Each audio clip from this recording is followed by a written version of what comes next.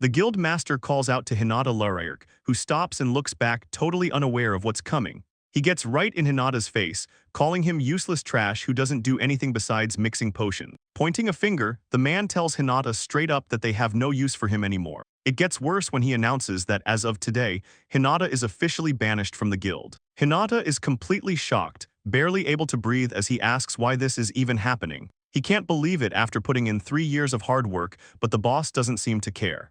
Apothecary Hinata Lyra stands there frozen, trying to process his life falling apart in a second. The guildmaster mentions it's been exactly 3 years since he took over the medical guild, and the guy in charge, Guildmaster Gayak Silva, seems to have a real ego problem while he explains that his dad gave him total control to do whatever he wants now that those 3 years are up.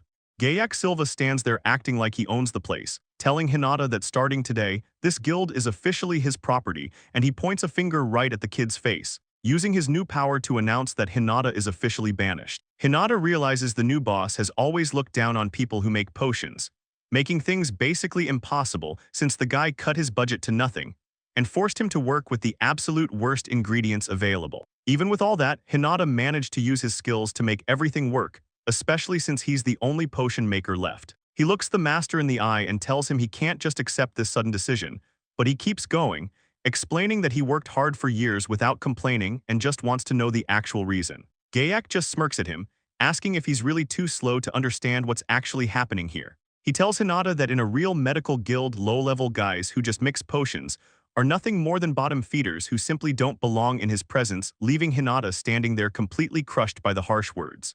Gayak gets real arrogant, bragging about how magical doctors are elites who went to university, and he says that compared to high-level guys like them, potion makers are basically just trash who don't even need a license to do their work. The other guild members join in, saying potion makers just slack off and they can mix their own stuff anyway. So one of them tells Hinata that commoners should really just stick to the low-level jobs, calling him useless while he stands there taking the insults. They tell him to find a job that actually suits him, and Hinata realizes this whole reason for firing him is just terrible since he knows that while magical doctors technically outrank potion makers, that's only because you have to be a noble to become a doctor in the first place. But judging him for his background without even looking at his actual results is something he just can't get behind. Gayak points a finger up, telling Hinata he looks pretty miserable, but then he mentions that's not the only reason he's getting the boot. The mood shifts instantly as Gayak claims a patient actually died from a potion Hinata mixed yesterday. The news leaves the kid completely frozen. Gayak puts a bottle on the table, calling it the literal proof of Hinata's mistake, which makes Hinata grab the bottle to check it out. He says there's no way, even a bad potion shouldn't be able to kill someone, and looking at the liquid, he gets a bad feeling. He starts to suspect that someone actually swapped out the contents of his bottle. Hinata speaks up, telling them straight out that this isn't his work, but Gayak just points a finger and tells him to stop lying. The master keeps shouting, reminding him he's the only potion maker there, so obviously anything in that bottle is his fault. Hinata tries to point out their logic doesn't make sense since they just said anyone could mix potions, but the doctors just scoff, asking why they'd ever waste their time doing his job. Gayak tells him he should be lucky they're just banishing him instead of putting him on trial, and Hinata finally realizes that talking back is just a waste of breath. He's disgusted that they'd make up a death just to fire him, but Gayak isn't done yet, acting like he just thought of one more thing. Gayak brings up that it's actually Hinata's sick sister's birthday today. The kid can only look on in shock as he confirms it. Gayak flashes a really nasty, sharp-toothed grin, then he leans in and tells Hinata that the timing for this is actually perfect. He keeps mocking him, saying now Hinata has a great story to tell his sister as a birthday gift, which leaves the kid looking completely terrified. Gayak yells that Hinata's salary was too trash to buy a real present anyway. The poor guy just stands there trembling while he desperately asks if there's any severance pay, but Gayak just scoffs, calling him cruel and telling him he gets nothing. Hinata tries one last time, asking for a recommendation for a new job, but Gayak just walks away, saying that's obviously not happening. The realization hits Hinata that these people never cared about him for a second, so he just looks down and tells them to forget it. He knows he still needs a ton of money to cure his sister's illness, so with his back against the wall, Hinata decides he'll just have to try his luck as an adventurer or something. But as soon as he says it out loud, the doctors ask if he's a total idiot. The whole group just starts laughing in his face like it's the funniest thing they've ever heard. Gayak holds up a finger and tells Hinata to listen up for a second, because the other doctors want to join in too. The bowl-cut guy calls Hinata a total failure for only having 3 skills. The big guy laughs along, saying that even a 10-year-old kid can use 20 skills in a fight these days. Hinata tries to argue that he might be right, but he looks completely defeated as Gayak points out that none of those skills are even for combat. He tells him there's no way he'll ever be an adventurer. Hinata stands there alone, realizing that what they're saying is actually true. He thinks about his only abilities: medicine compounding, material activation, and material appraisal, while knowing that they're all just meant for a potion maker and nothing else. Gayak twists the knife, telling Hinata he has no talent and should just go die in a ditch with his sister. He just waves him off with a casual goodbye, leaving Hinata to walk out the door with nothing left. Hinata lets out a heavy sigh, looking like he's carrying the weight of the world.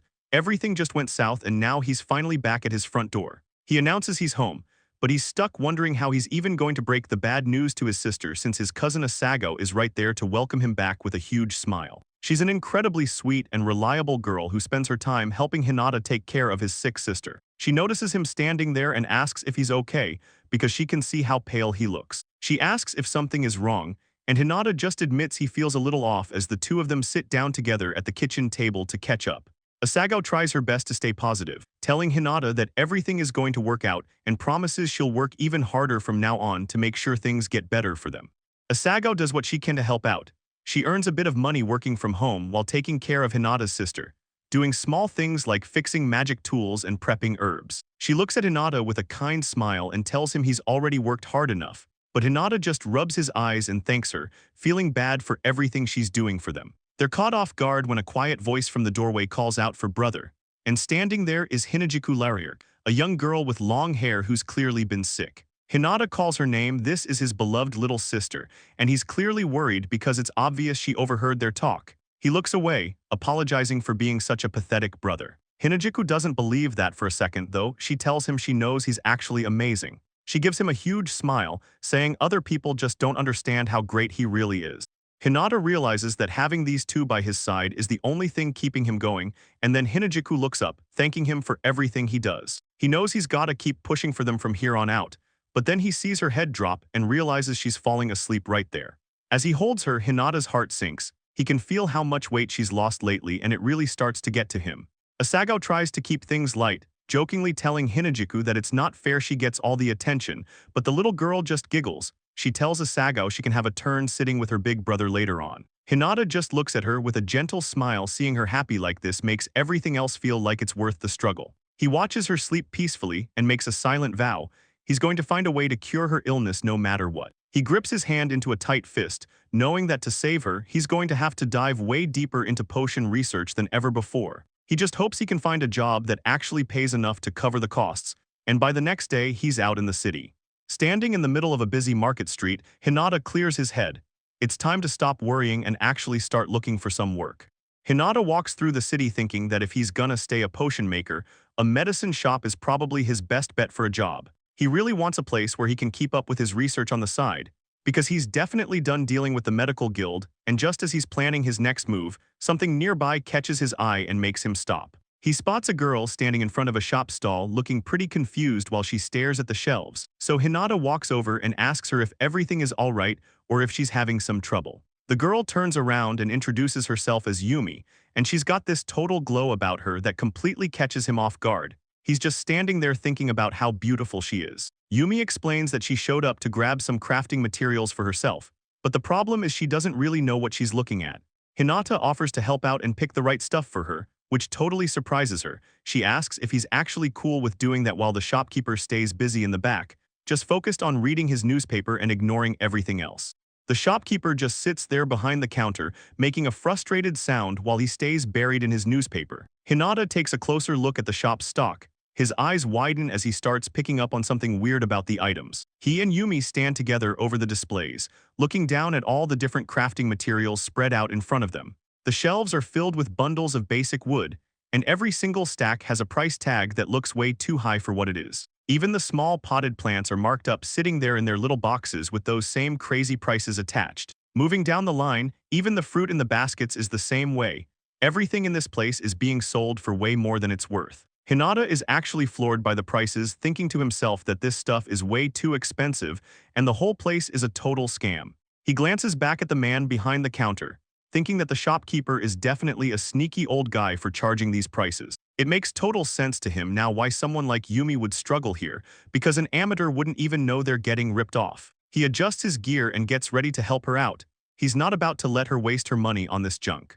Hinata focuses and activates his special vision, a glowing magic circle appearing right over his eye as he calls out his material appraisal skill, ready to see what these shop items are really worth. The first plant he checks turns out to be a total waste, just a bottom-tier F-rank herb that he immediately passes on. But then he spots a B-rank medicinal herb mixed in for cheap, and he realizes this one is actually a great find. Yumi looks over at what he's picked out, saying she agrees that the herb looks like a good choice, but she's mostly just losing it over his skill, asking if he can really do material appraisal, and telling him how amazing that is. She keeps hyping him up, saying that having a skill like that is a huge talent, while Hinata just scratches his head and tries to act humble. He laughs it off a bit, mentioning that he still managed to get fired despite having the skill, which leaves Yumi sounding pretty confused. She looks him right in the eye and makes a sudden move, asking Hinata why he doesn't just come work for her group since he's looking. The offer catches him completely off guard, and he just stands there looking shocked, not sure what to say. Yumi starts to explain the situation, telling Hinata she was actually put in charge of a brand new merchant guild, and she admits they're pretty short-staffed at the moment. Hinata looks at her totally unsure if he's the right person because he asks if she's really sure about the offer, reminding her that he's just a regular potion maker. Yumi doesn't hesitate, telling him it's a done deal as long as he's willing to take the job. Hinata thinks about the idea of a merchant guild, feeling like he should jump at the chance, but he still has some doubts, so he tells her that while he definitely needs the work, there is something else he has to worry about. He explains that he needs to keep researching potions to cure his sister's illness, and honestly he's just not sure if he's cut out for a big position like that. Yumi's face lights up, and she tells him that's exactly why the job is perfect for him. She points out that the guild gets all kinds of rare materials, which would be great for his research, and Hinata finally starts to see why this could actually work. The deal is officially sealed as Lyra bows and tells Hinata she'd love to have him on board, and Hinata bows back, saying he's really looking forward to working with her. As they head out, it turns out that Lyra's full name is actually Lyra Leonhardt, and she's the one running the whole merchant guild. Hinata realizes he's going to be working at a place called World Tree, and as they walk through the busy market, the whole thing finally starts to feel real. He still can't help but feel a little bit shocked by the way things turned out so fast, especially considering how young Lyra is. He tells her it's honestly amazing that she's already a guild master at her age. While they keep moving, Hinata thinks to himself about how lucky he got finding a new job this quickly. Lyra mentions she still has a lot to learn while struggling with a heavy box, and even though she's struggling, Hinata just feels like he can't thank her enough for the chance. Hinata looks over at the stuff she's carrying and notices something seems a little off, so he stops for a second and asks Lyra what that is exactly. Lyra looks down at the materials in her arms, sounding a bit unsure of herself as she tries to answer. They both stare at the basket she's holding, and it's filled with these creepy, dark plants that look like they're giving off a total bad omen. Hinata looks at the plants and realizes right away he doesn't even need his appraisal skill to see that everything in the basket is basically F-rank trash. It's all just junk, and Lyra starts tearing up, saying she got tricked into buying them and has no clue what to do now. Hinata really wants to help her out, so he speaks up and asks if he can borrow the materials for a second. Lyra is pretty confused and wonders why he'd want that stuff, but before she can say much, Hinata starts using his material boost skill to activate the plants right there in front of her. The plant starts off as a low-level F-rank medicinal herb, but as the magic kicks in, it starts glowing and actually transforms into a much better D-rank version of the herb. Hinata wipes some sweat off his face and asks if that makes the herbs a bit more usable, while Lyra just stands there in total shock. She suddenly grabs his hands and tells him he's honestly amazing, leaving Hinata standing there completely surprised by her reaction. Lyra stares at the upgraded materials in total disbelief. She says she's never seen a skill like this before, and Hinata just scratches his head, acting all casual about it. He mentions that he does think it's a pretty handy skill to have, but he keeps it real and explains that for what it's worth, this is actually his unique skill. He laughs it off a bit, telling her that honestly this is probably the only good thing about him. Lyra completely loses it and asks what he means by only, because from where she's standing this is way more than enough, and she can't believe he can just take literal garbage and breathe new life into it. She tells him straight up that he's amazing. Hinata feels a bit shy since he's never really been praised like that before, so he just tells her he's happy he could help. As they walk, Hinata thinks about how Lyra was cool enough to hire him, so he's determined to do whatever he can for her. But then someone suddenly yells out from behind them, telling them to wait. They both spin around as some guy barks at Hinata to halt, calling him out as the potion maker right there in the street. The girl standing in their way looks completely annoyed to see Hinata standing there with her hands on her hips like she's looking for a fight. Hinata recognizes her immediately. She's Rena, one of the guild master's favorites who helped get him fired. Hinata tries to remember her name while Lyra asks who she is, so he explains that she's someone he used to work with back at the medical guild. He doesn't want any trouble and asks what she wants, reminding her that since they kicked him out, they really shouldn't be talking. Rena doesn't care about the small talk and demands he hand over the warehouse key, which catches Hinata off guard because he has no idea why she'd ask for that. She starts raising her voice and accuses him of stealing it, claiming he left the guild without returning the key when he was fired. Hinata just looks at her with a blank stare, honestly wondering what kind of nonsense she's trying to pull now. Before he can even argue, she grabs his arm and tells him to move, saying there's a patient nearby who's about to die. She starts dragging him through the street, muttering that if they have to waste time going all the way back to the guild warehouse, they're never going to make it in time to save the person, leaving Lyra standing there watching as Hinata gets hauled away. Hinata starts doubting himself, saying he probably won't be much help even if he shows up, but he still feels like he has to say something. He reminds Rena that she was the one who said they didn't need his help anymore. He keeps pressing her, mentioning that they should be able to just mix those potions on their own, but Rena isn't having it. She just tells him to shut up and get a move on since time is running out. Hinata finally gives in and says he gets it. If someone's life is actually on the line, he can't just walk away. He follows her while admitting he never wanted to see that guild master dude ever again, yet here he is, telling himself that the patients shouldn't have to suffer just because the guild staff are jerks. He realizes he's got the new materials he bought with Lyra on him, then turns to ask her if she's really okay with tagging along for this. Lyra doesn't even hesitate and says she's coming too, so Hinata just scratches his head and tells her he's sorry for dragging her into all this guild drama. Lyra tells Hinata it's no big deal because she already considers him a precious companion, and as they walk, she gives him a huge smile and says she'll go out with him. But the way she says it makes Hinata completely lose his cool. He starts blushing like crazy and repeats the words "go out" back to her. Lyra suddenly realizes how that sounded and turns bright red, covering her mouth in total shock. She starts waving her hands around and panicking, explaining that she didn't mean they were dating. Hinata just laughs it off nervously. The air gets pretty awkward as Lyra looks away, trying to get her thoughts together while her face stays flushed. But then she looks up shyly and says that even if things actually did lead to that, she wouldn't really mind it at all. She lets the suggestion hang in the air, leaving Hinata standing there looking stunned, scratching his head because he can't believe what he just heard. He wonders if his ears are playing tricks on him, then quickly points ahead and says they should just get going. Hinata tries to convince himself that there's no way a woman he just met would actually say something like that, and he decides that Lyra was probably just trying to be nice to him because she must have sensed that he has some really bad memories from his previous workplace, and that's why she offered to come along with him. He thinks she's just a truly considerate and kind person, nothing more than that.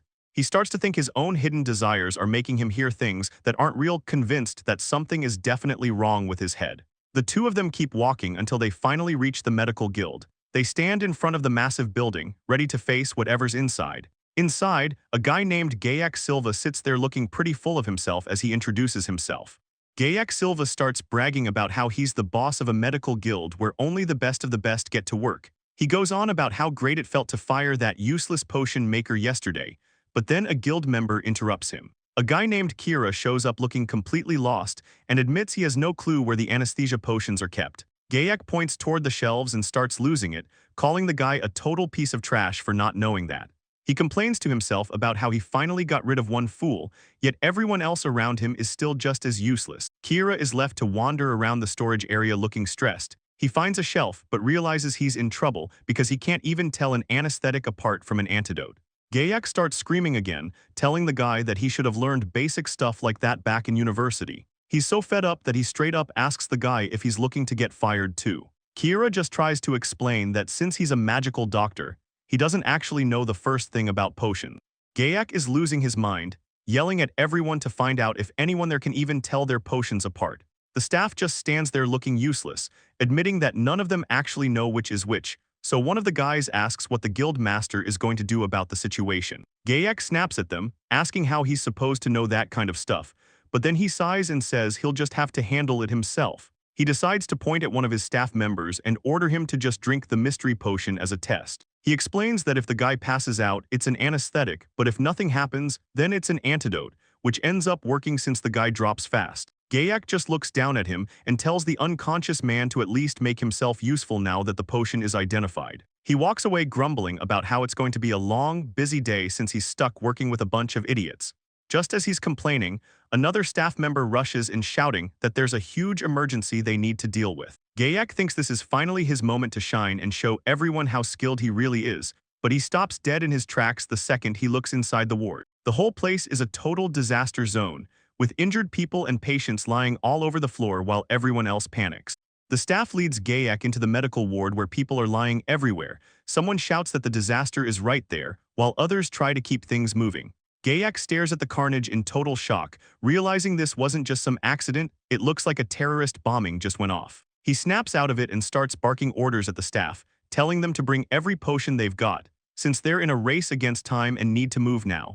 It looks like they're about to deal with a ton of really difficult surgeries, but Gayak just steps up and starts casting his healing spells anyway. Despite all the chaos and blood, he's feeling pretty full of himself, thinking that with his medical magic, handling this mess is going to be a piece of cake. After hours of intense work, Gayak finally stops and wipes the sweat off his face, looking pretty drained from using all that power. He tells the team they somehow made it through the worst of it, while his staff members start sucking up to him, saying that's the guild master they know. Just as things are finally starting to quiet down, another worker comes running in screaming that they've got a massive emergency. The guy yells that Viscount Zirconia has been stabbed and they're bringing him in right this second, which leaves Gayak looking totally freaked out. He has no idea who the guy is and just screams out, asking who this Viscount person is supposed to be. Gayak processes the news, thinking how a terrorist bombing is a huge deal on its own, but it's even crazier that a Viscount actually got stabbed during the chaos. He realizes this mess might actually spark a war, and it's happening right after they kicked out that useless kid Hinata and tried to get things moving. A dark, greedy look flashes across Gayak's face as he starts coming up with a plan to use this disaster to his advantage, since he only cares about his own status. He thinks that if he can save the Viscount himself, he'll be a hero, so he tells the staff to just leave everything to him. The guy is basically drooling over the thought of having a powerful noble in his debt, so he announces to the room that he'll definitely save the man's life. Gayak starts barking orders at his team to get a massive amount of potions ready, but one of the workers looks totally panicked and tries to stop him. The worker points at the empty bottles on the floor and admits that the potion they just used was the very last one, which leaves Gayak completely stunned. The situation is getting worse because healing magic by itself isn't enough for something this bad, and they're quickly realizing that without those potions to help, the Viscount's wounds aren't going to close up properly, no matter how much magic they throw at him. Gayak tries to act like he's still in control, saying it's true they used a lot of supplies today and it couldn't be helped, but he's clearly starting to sweat. Gayak points toward the door and yells at a worker to get to the storehouse for more supplies, and the guy runs off trying to keep it together. Gayak says they'll just use medical magic until the potions show up. He focuses on the wound and says they just need to buy time by stopping the bleeding, but then a worker runs in screaming about an emergency. Gayak snaps back asking what now, and the worker looks totally pale while saying the storeroom won't open. It hits them that Hinata probably forgot to return the key before he left, and it's starting to look like Hinata is still causing problems for the guild even after being kicked out. Gayak completely loses his temper and screams for them to find that potion maker and bring him back immediately. He keeps barking orders to get the potions ready while the staff scrambles to follow his lead, but the Viscount's man has finally seen enough and yells out, asking what the hell is actually wrong with this guild. The guy doesn't stop there and keeps screaming at everyone to quit messing around and save the Viscount's life right now. Kira is sweating bullets while trying to use his magic, apologizing and begging for just a little more time. But the guys from the Viscount's side are totally fed up and keep yelling at him while Hinata and Lyra finally show up. Hinata gets straight to business and asks where the patient is, and Rena points him toward the back, where he sees the absolute mess Kira is making of the treatment, and it looks pretty bad. He can tell the magic Kira is using isn't necessarily wrong, but it's definitely not going to be enough to fix this. Kira looks over and acts like a jerk, telling Hinata he's late and complaining that they can't close the wounds without potion. The guy doesn't stop there and keeps insulting Hinata, saying that losers like him are always slow, and then he just tells Hinata to drop the delivery and get out of there. Lyra is completely losing it and asks what that guy's problem is, but Hinata just tells her it's okay. She can't believe he's being so calm, especially when he smiles and thanks her for getting mad for him. Hinata holds onto the heavy delivery bag with both hands, ready to pull out the D-rank herbs and C-rank slime core needed for the fix. He jumps into action, using his compounding skill as a magic circle lights up the room, instantly creating a C-rank healing potion. His hands move like a total blur, pumping out a whole batch of potions so fast that Lyra can't help but say how amazing he is. Hinata tells her that in medicine, being fast is the only thing that matters. But over at the bed, the other doctors are still panicking as they tell the guild master the wound just won't close. Kira starts losing it, screaming and wondering why his magic is failing. Hinata notices the wound isn't closing fast enough since they were late, so he reaches into his bag, saying they need to do something else. Lyra watches him grab something new and asks what he's got there. He explains it's his personal stash he was saving for his sister's illness. Lyra's shocked to see a C-rank root of the Tree of Life and some B-rank sunlight or powder, knowing how rare those items are. She asks if he's really okay using them, but he says it's fine because seeing someone about to die right in front of him is something he can't just ignore, and he refuses to let them die. Lyra just stands there looking at him, totally moved by what he said. Hinata centers himself as a bright light starts to gather around his hands. He's got this super intense look in his eyes, totally locked into the task at hand. He activates his medical magic, and a massive glowing circle appears as he yells out for synthesis. Everything flashes bright as the magic peaks, showing just how much power he's putting into this. Out of the light comes a high-grade B-rank recovery potion, and it looks incredible. Hinata hands it over quickly, telling them they need to use it right now. The doctor is floored, barely able to believe his eyes, but Kira grabs it and gets to work, pouring the medicine over the Viscount's injury. Everyone's relieved because the wound closes up instantly. Hinata lets out a huge sigh and says it's a total relief things worked out. Renaz smiles, reminding him that it's only thanks to his potion. Hinata just rubs the back of his head, feeling glad they managed to pull it off. In the background, everyone is just saying how thankful they are, right when a doctor yells that the patient is finally awake and sitting up. The Viscount looks pretty out of it as someone asks how he's feeling, but Gayak doesn't waste a second. He jumps right in, introducing himself as the big boss of the guild. He gives this fake-ass sparkly smile and says he's looking forward to staying in touch. The Viscount actually buys it and thanks him for the life-saving help. Gayak bows real deep, acting all humble while saying he's honored by the praise. Lyra sees right through it and asks Hinata if he's really okay with this guy hogging all the credit for his hard work. Hinata just rubs the back of his head and laughs it off, saying that potion makers are supposed to work behind the scenes. Lyra looks at him like he's being way too modest, especially since the Viscount is listening in and looks like he just noticed something pretty important. He points toward the table and asks what the deal is with that empty bottle sitting right there. Before Hinata can even say a word, Gayak jumps in and calls it a bottle from a potion made by a total loser. He explains to the Viscount that the guy was just their former potion maker, making it sound like he was nothing special. The Viscount just nods along as Gayak keeps talking trash, saying the guy was only good for mixing stuff and didn't have any other skills. But then the Viscount's tone completely changes. He asks if Gayak is seriously saying that he was saved by someone he considers trash. Gayak just stands there looking like a complete idiot. The Viscount tells him that for a guildmaster, he clearly doesn't know what's going on, making Gayak start to sweat. The Viscount leans in closer and says he actually knows everything about how this guild operates, and then he holds up the bottle, telling everyone it held a high-grade healing potion. Gayak is just standing there with his mouth open, totally losing it. Gayak is completely losing it, shouting about how there's no way a high-grade healing potion could ever be in a place like this. Viscount Zirconia sits up and asks for the full story on what happened, while Lyra steps up to tell him the truth. The Viscount glares at Gayak, asking if it's true that the guild master's screw-up almost got him killed. Lyra confirms everything, explaining that Gayak totally ran out of supplies and nearly let the Viscount die right there. She makes it clear that without that high-grade potion, he definitely wouldn't have survived the injury. Gayak starts panicking, yelling at everyone about his status as a Viscount and asking what they think they know. The Viscount shuts him down instantly, saying he's obviously educated enough to see what's happening, and then he starts to realize Gayak might be trying to play them. He gets a scary look and asks if the guy is seriously mocking the nobility. Gayak is sweating bullets now. He's got no way out of this and can't even find the words to defend himself, so the Viscount just moves on. He says he wants to thank the person who actually made the potion and orders them to call the maker in. The Viscount tells Gayak he's useless now and needs to back off, leaving the guild master just standing there groaning in total defeat. Just then, the real hero shows up. It's Hinata, and he introduces himself as the actual maker of the high-grade potion. Hinata drops to one knee and says it's an honor to be called in, which catches the Viscount off guard as he realizes who the kid is. The Viscount looks him right in the eye, telling Hinata straight up that he's the reason he's still alive right now. He's honestly blown away that Hinata was able to pull a high-grade recovery potion together on such a crazy short notice.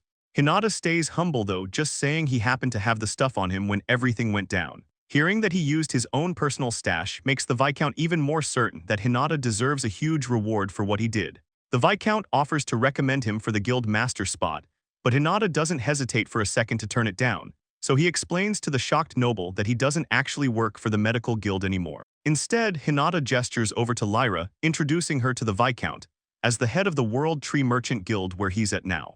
Hinata introduces Lyra to the noble, and she confidently says she'll be working at this new guild from now on, which the Viscount acknowledges, rubbing his chin while saying he'll definitely keep the World Tree Guild in mind. He goes on to tell them that he'll be sure to use their services whenever something comes up, making Hinata lose it with excitement as he thanks the man, and once that whole situation finally wraps up, the group walks away with a massive bag of reward money for all the help they provided. But the cash isn't even the best part. They also got a signed guarantee to use the Viscount's name as a reference. Lyra is still buzzing from the meeting, shouting about how Hinata is totally amazing for saving the noble, and she can't believe he went out of his way to promote her guild without asking for a single thing in return. Hinata just scratches his head, telling her he only mentioned the name because he wanted to pay her back, and he gives her a huge smile, saying he didn't save the guy just to get a reward anyway. Lyra looks over at Hinata with this really soft, genuine smile on her face. She tells him she feels the exact same way he does, and that she didn't just invite him to the guild as a reward. With a huge, blushing grin, she admits the real reason she asked him is because she just genuinely wants to work with him. Hinata just stares back at her, totally stunned, and quietly says her name.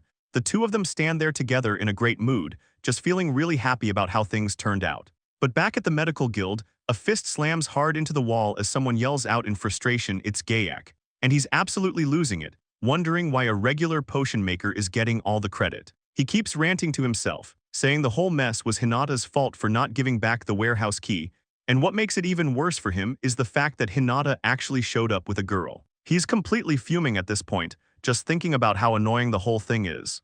Gayak points a finger right at Hinata and starts yelling at him not to get a big head, which just leaves Hinata standing there looking completely confused. Gayak keeps going, blaming the kid for the fact that the Viscount almost died to begin with. He can't believe Hinata would actually try to take credit for the whole thing, and Lyra can only watch from the side looking really worried about where this is heading. The guy just keeps insulting Hinata, calling him absolutely unbelievable. Gayak barks out an order telling him if he understands, he needs to hand over the reward money and the warehouse key and just get out. But Hinata doesn't even flinch, calmly telling his former boss that he just can't do that. He explains that sure, he could technically leave the money behind, but there's a pretty big reason why he's not handing over those keys. Hinata reveals that the warehouse wasn't even locked in the first place, and Gayak just stands there looking like he's seen a ghost. Gayak stutters that it's impossible, but Hinata just lets out a tired sigh, ready to be done with the whole situation. Hinata tells the group that everything will make sense once they actually get to the warehouse, so they all head over and stand right in front of the building to see for themselves. Gayak stands back with his arms crossed and tells one of his guys to try opening it, but the guy just groans, trying his best to pull the door, only to tell Gayak it's no use and the thing just won't budge. Gayak immediately starts pointing fingers, yelling that he knew Hinata was lying, while Hinata just sighs and puts a hand to his head. Then he just reaches out, grabs the handle himself and gives it a solid pull. The door swings wide open like it's nothing, leaving everyone else just standing there. Gayak loses it and screams that it's impossible, while his guild member can't believe what he's seeing, but Hinata just looks back and explains the door is only a little stiff, so it's easy once you know the trick. He's honestly shocked, asking if they really haven't managed to get inside this whole time, which is just unbelievable. Gayak is already fuming, crossing his arms and snapping at Hinata for acting way too cocky lately. But Hinata doesn't even blink, just calmly reminding the guy that he's not even part of this guild anymore. He honestly looks bored, telling Gayak he should be charging a nuisance fee just for being dragged out here, which makes Gayak lose it. He yells at Hinata to shut up, blaming him for not setting out today's potion. Hinata just hits back with the truth, asking who exactly fired him before he could even get to that. Then he really leans into it, calling out Gayak's trash habit of just dumping every single job onto other people. He gets serious for a second, telling them that being so lazy almost got someone killed, leaving the whole guild silent. Hinata tells them to just get their act together from now on, then he and Lyra head out, leaving Gayak so angry that he just slams his fist into the wall as hard as he can. He's standing there fuming, hating the fact that he's the one who fired Hinata but still ended up looking like a total joke.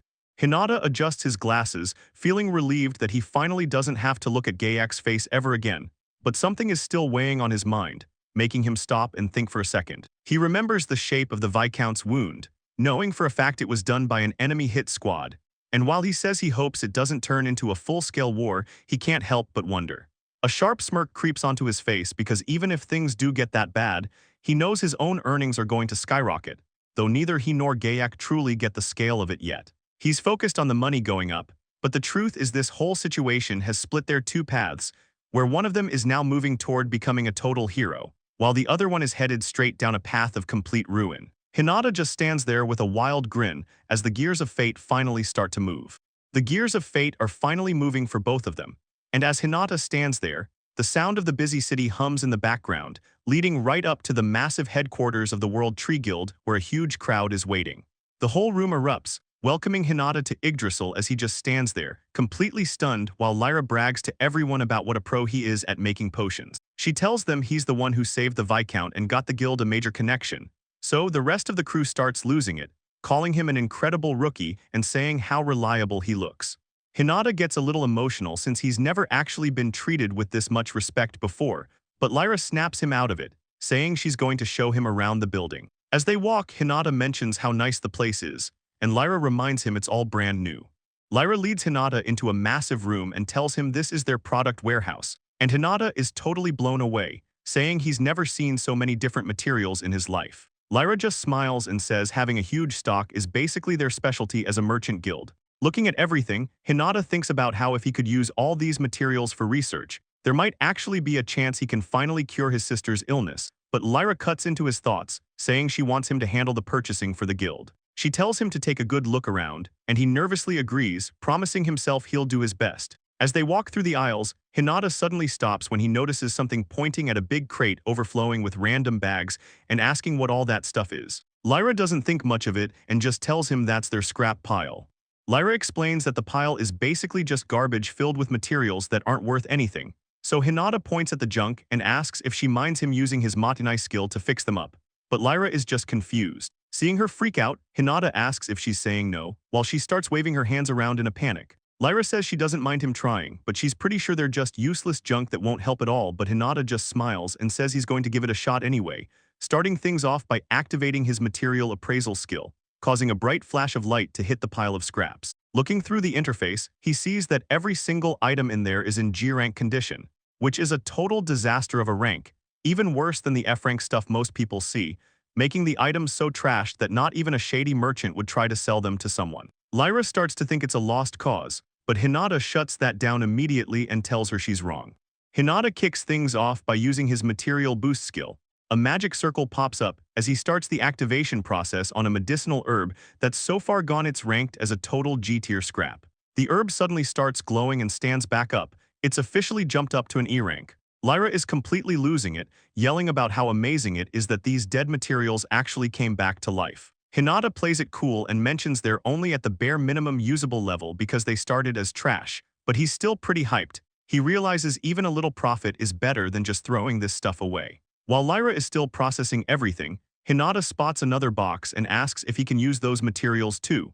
He takes that E-rank herb he just fixed up from the junk pile and pairs it with a D-rank slime core he found, getting ready to see what else he can make with his skills. He calls out his potion creation skill to start compounding, and the materials begin to swirl together inside a new magic circle.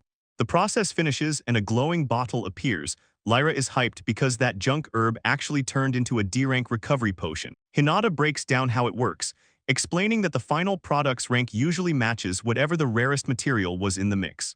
He holds up a finger and tells her it's just a little trick he picked up, acting like it's not that big of a deal. He shows her that by using a rare slime core with a basic herb, the whole potion jumps up to the same high quality as the core itself. Lyra is impressed and tells him she expected nothing less.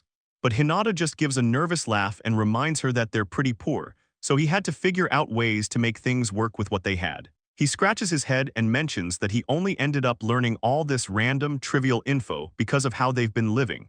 Lyra just stands there for a second, looking at him while she thinks over everything he just said. She suddenly asks why he doesn't just use that skill to upgrade materials and resell them for a huge profit, a thought that clearly never crossed Hinata's mind. She gets a little shy and explains she just thought he could live comfortably without even needing a guild. Hinata explains that materials he activates won't stay that way forever. If they aren't turned into potions immediately, they just wilt and revert to their original state. Lyra nods along, finally getting why he has to work so fast since it's just a temporary boost. He goes on to say that herbs aren't enough on their own to make real potions. You need slime cores too, but those only come from hunting monsters.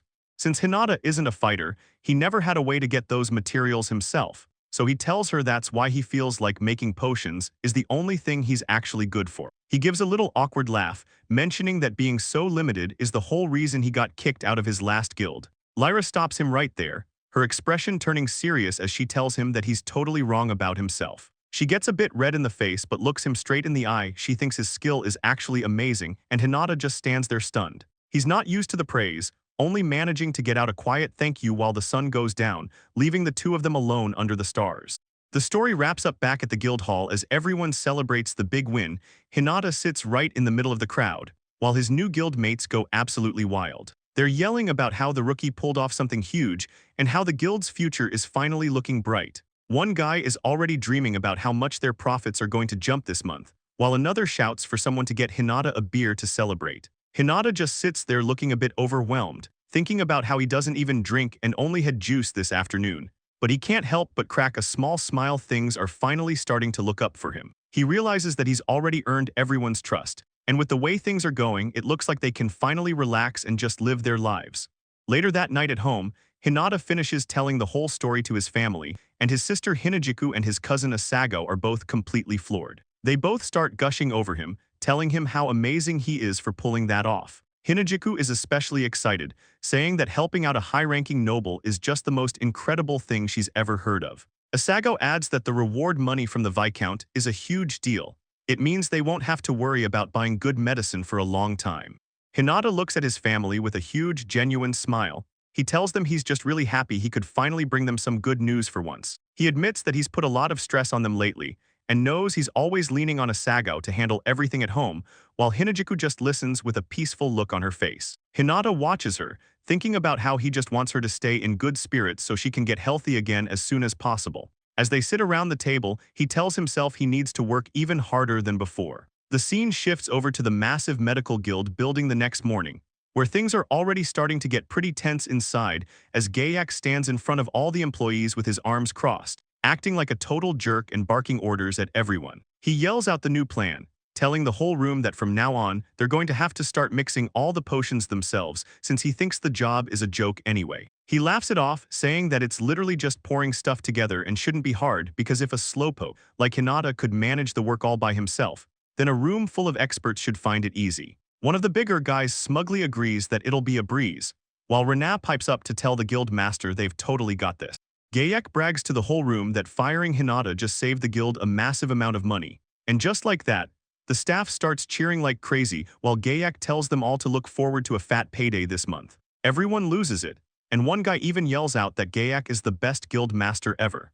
The employees are thinking he's a boss who actually gets it, and Gayak notices how fired up they are. He's loving the energy because he truly believes that boosting morale like this is what makes a leader great. He notices the new doctor named Kira is cheering the loudest and thinks the guy has great reactions. He's a bit slow on the job, but he's definitely the one setting the mood for the office right now.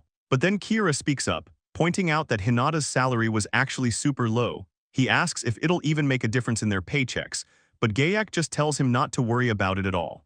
Behind his smug look, he's thinking about how he was paying Hinata way less than he actually earned the whole time.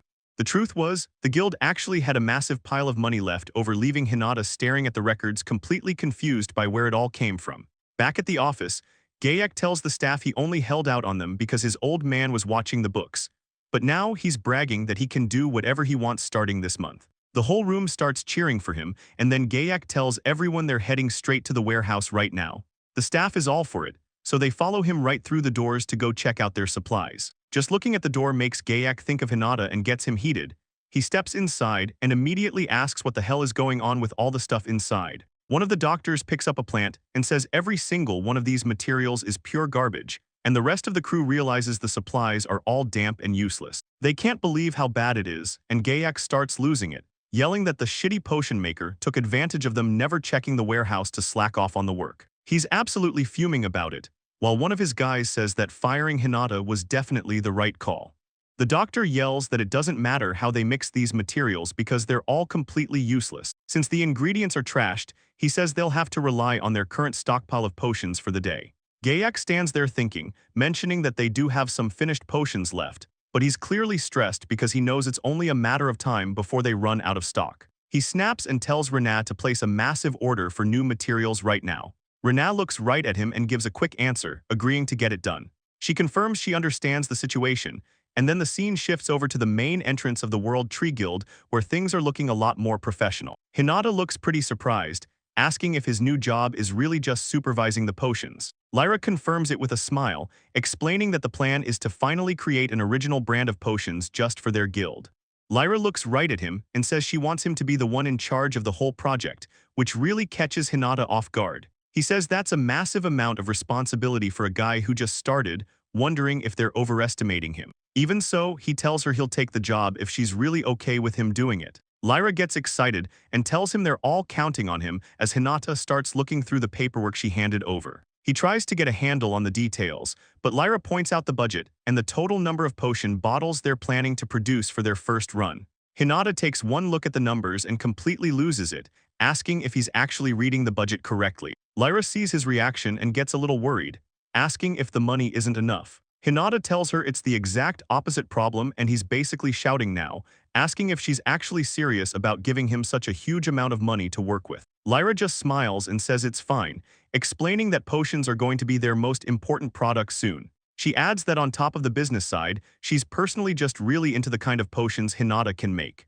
Hinata looks at the huge budget and tells Lyra that with this kind of money, he's positive he can actually meet her high expectations. Later on, he sits down to brainstorm some ideas for original potions, thinking that there isn't much point in just making something average or ordinary. He knows that for this to work, he has to find a way to make his products really stand out from the rest. He thinks back to his time at the medical guild, where they basically just stuck to the basics like antidotes and anesthesia, along with some simple auxiliary potions used during magical surgery. He wants to do more than that, so he grabs some herbs and decides the best way to start is by making a standard potion to use as a foundation. He activates his material boost skill to get a medicinal herb and a slime core ready for the process, and then uses his compounding skill to wrap things up, ending with a solid, low-grade healing potion. Now that he's got the base finished, Hinata starts looking around for the next set of ingredients to take things to the next level. He pulls out some higher-grade materials, including a jar of spider eyes and a weird-looking witch carrot, and since he's got everything ready, he triggers his medicine compounding skill to start the creation process, which results in a rank B minor mana potion that works for restoring mana. Moving on, Hinata finishes up both the health and mana potions and looks at them, thinking that it's finally time to try mixing the two of them together. Now, brewing usually goes faster with skills, but doing things by hand is also an option, especially since he knows there are some things his skills just can't handle on their own. He carefully watches the mixture to see if he's doing it right, and then notices that getting the heat just right is actually the hardest part. It really stings remembering how he got fired because his old bosses thought any random person could do this. Hinata feels confident because he knows he's actually really good at this, and since he's spent years ordering and brewing all kinds of stuff for his little sister, he's got the experience to successfully finish a rank B low-grade dual recovery potion. Just then, Lyra shows up right behind him and tells him he's actually quite good at that. Hinata jumps back totally shocked and asks her how long she's even been standing there, but Lyra just looks back with a smile and tells him it's a secret. His heart is still racing as he tries to stay calm and asks if she needed something, so she says it was nothing and that she was just wondering how he was doing. Then she turns around and tells him she's going to be heading back now, leaving Hinata standing there totally confused, watching her walk away while she hums to herself. Hinata stands there completely flustered, thinking there's no way it's true, and wonders if Lyra was actually checking up on him, but he quickly shakes the idea out of his head, telling himself that Lyra is way too busy for that. He keeps shaking his head while thinking she definitely wouldn't go out of her way just to worry about someone like him, so he convinces himself she only showed up to make sure he's doing his job the right way. He pumps his fist and remembers he's still just a rookie in the guild, which means he really needs to step it up and do his absolute best. Then something else clicks in his mind as he starts thinking about the people using his work. He realizes that adventurers are the main ones buying these potions, and it hits him that they probably have to drink them right in the middle of a crazy battle. So he looks over at the supplies and decides he needs to change his approach based on that. Hinata picks up a bumpy fruit and thinks about how much better things would be if it was actually easy to eat. especially since this thing is a sponge plum, a weird fruit known for soaking up liquid just like a kitchen sponge. He decides to give it a shot and says he'll just cut it down to the perfect size. And once he's done, it hits him that if he soaks these pieces in that special potion he finished earlier, it could change everything. He gets himself pumped up because this combo doesn't just heal. It works as a painkiller and stops bleeding too, making him realize that adventurers won't have to lug around heavy bottles anymore. They can just grab a piece and eat it one-handed. It's basically a fast, tasty way to get back in the game during a fight. And looking at the finished product, Hinata is absolutely certain that this new invention is going to sell like crazy once people see it. He thinks he needs to find someone to do a quick taste test right now. But as he turns around, he sees someone and realizes it's just the stock delivery guy standing there, looking a little confused by all the excitement. Hinata tells the delivery guy that since he's probably beat from all that heavy lifting, he'll really like this. And as he holds out the cup, he explains that it's a brand new kind of potion. The delivery guy is pretty surprised, so Hinata asks him if he wouldn't mind giving it a quick taste test. The guy looks at the snack and thinks it looks delicious, though he can't help but point out in the next moment that it really doesn't look like any potion he's ever seen before. He decides to go for it anyway and pops a piece of the soaked fruit into his mouth to see what all the hype is about. He suddenly shouts out as this crazy burst of energy hits his system, and he's totally shocked because all that deep muscle pain is just disappearing. He says he can't believe it because he was hurting so bad, making Hinata feel pretty good about himself since the experiment actually worked. He's hyped that it functions just like a potion, and he tells the guy the best part is that it tastes great too, while a couple of people nearby start to notice the commotion. The delivery guy keeps talking about the snack, saying the slight bitterness and spongy texture go together perfectly, and suddenly a guy nearby points at the cup and yells that it looks amazing, asking for a taste too. Hinata stands there surrounded as more people start complaining that it's not fair and they want some as well. They start passing samples around and one guy gets so hyped he throws his hands up, asking when they'll finally be able to buy this stuff because he's sure having a snack like this during work would totally wipe out all his fatigue. Everyone is losing it, and they start shouting for Hinata to make sure he lets them know the very second it goes on sale. As people keep yelling about how they're definitely buying it, Hinata clenches his fist, realizing this could be huge for sales. He thinks about how nice everyone is being, so he ends up taking down their names and promising to keep them posted. But the next step is showing the plan to Lyra. He brings her the paperwork, and she just stares at it, asking if he's actually serious, shouting in total disbelief that he thinks he can actually make this happen with such a small budget. Hinata looks a bit worried and asks if there's some kind of problem, but Lyra shouts back that it's actually the exact opposite. She's just losing it because of the numbers on the page, asking him if he's really sure it's okay to sell these things so cheap. Lyra points out that potions are usually way too expensive for something like this. Hinata just scratches his head with a smile, telling her his skills helped cut down the production costs a ton. He starts explaining the process, saying the actual amount of potion in each snack isn't that high since it's just soaked into the sponge plums. Turns out, only a few drops per piece are needed to get the job done. Lyra stares at the report, still completely shocked, and she says the whole situation is just abnormal. It's hard for her to wrap her head around it, but she finally realizes this means they can offer the product at a price that's going to flip the market upside down. Hinata points his finger up and tells her that is exactly what he's going for. He wants to make sure that by keeping the price this low, they can reach people way beyond just the usual adventure crowd. Hinata keeps going with his plan, explaining how these could even be a snack for regular workers, which means they can basically sell to anyone, not just high-end adventurers. He's looking at a massive market, and Lyra is trying to keep up with the logic, asking if he really just soaks the potion straight into the fruit like that.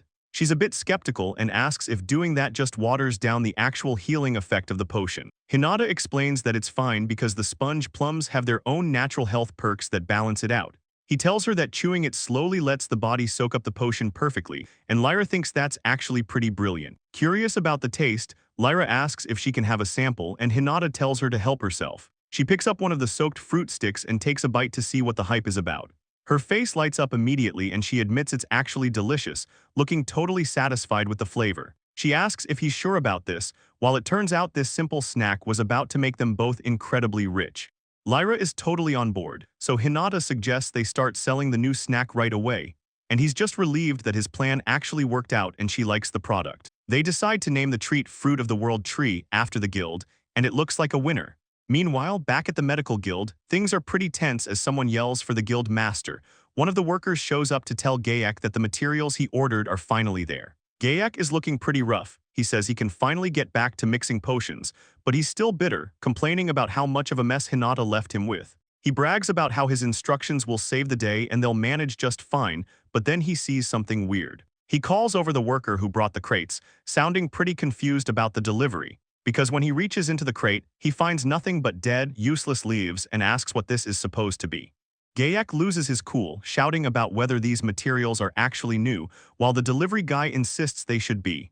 The worker tries to back himself up, saying the shipment literally just got there a second ago. But Gayak isn't having it. He points at the crates and asks why everything they brought is total garbage. The worker stares at the mess in disbelief, realizing that it really is as bad as the guild master says. Gayak keeps ranting, saying this stuff is exactly the same as the junk they already have sitting in the warehouse. He's completely fed up, yelling that there was no point in even wasting time on a new order. Looking for someone to blame, Gayak shouts for Rena, who jumps and quickly answers him. He gets right in her face, reminding her she was the one in charge of the order and demanding to know what went wrong. Rena looks totally lost. She says she just placed the order the exact same way she always does. Gayak doesn't want to hear it and barks at her to shut up and stop making excuses for the mess.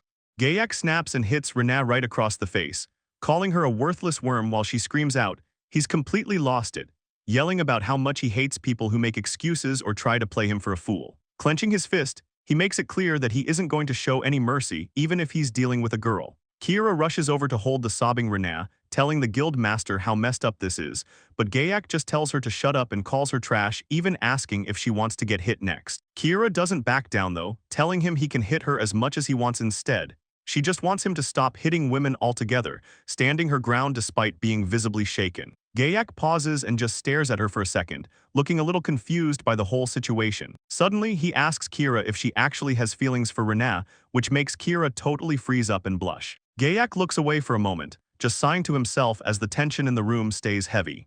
Gayak grabs the delivery guy by the shirt, yelling that Rena is his woman. He doesn't see anything wrong with doing whatever he wants with her. The delivery guy is shaking, but he secretly thinks Gayak is just a spoiled brat who hasn't grown up at all. He wonders if this skinny guy is actually trying to act tough and defy him, but there's something about the situation that's making him hesitate.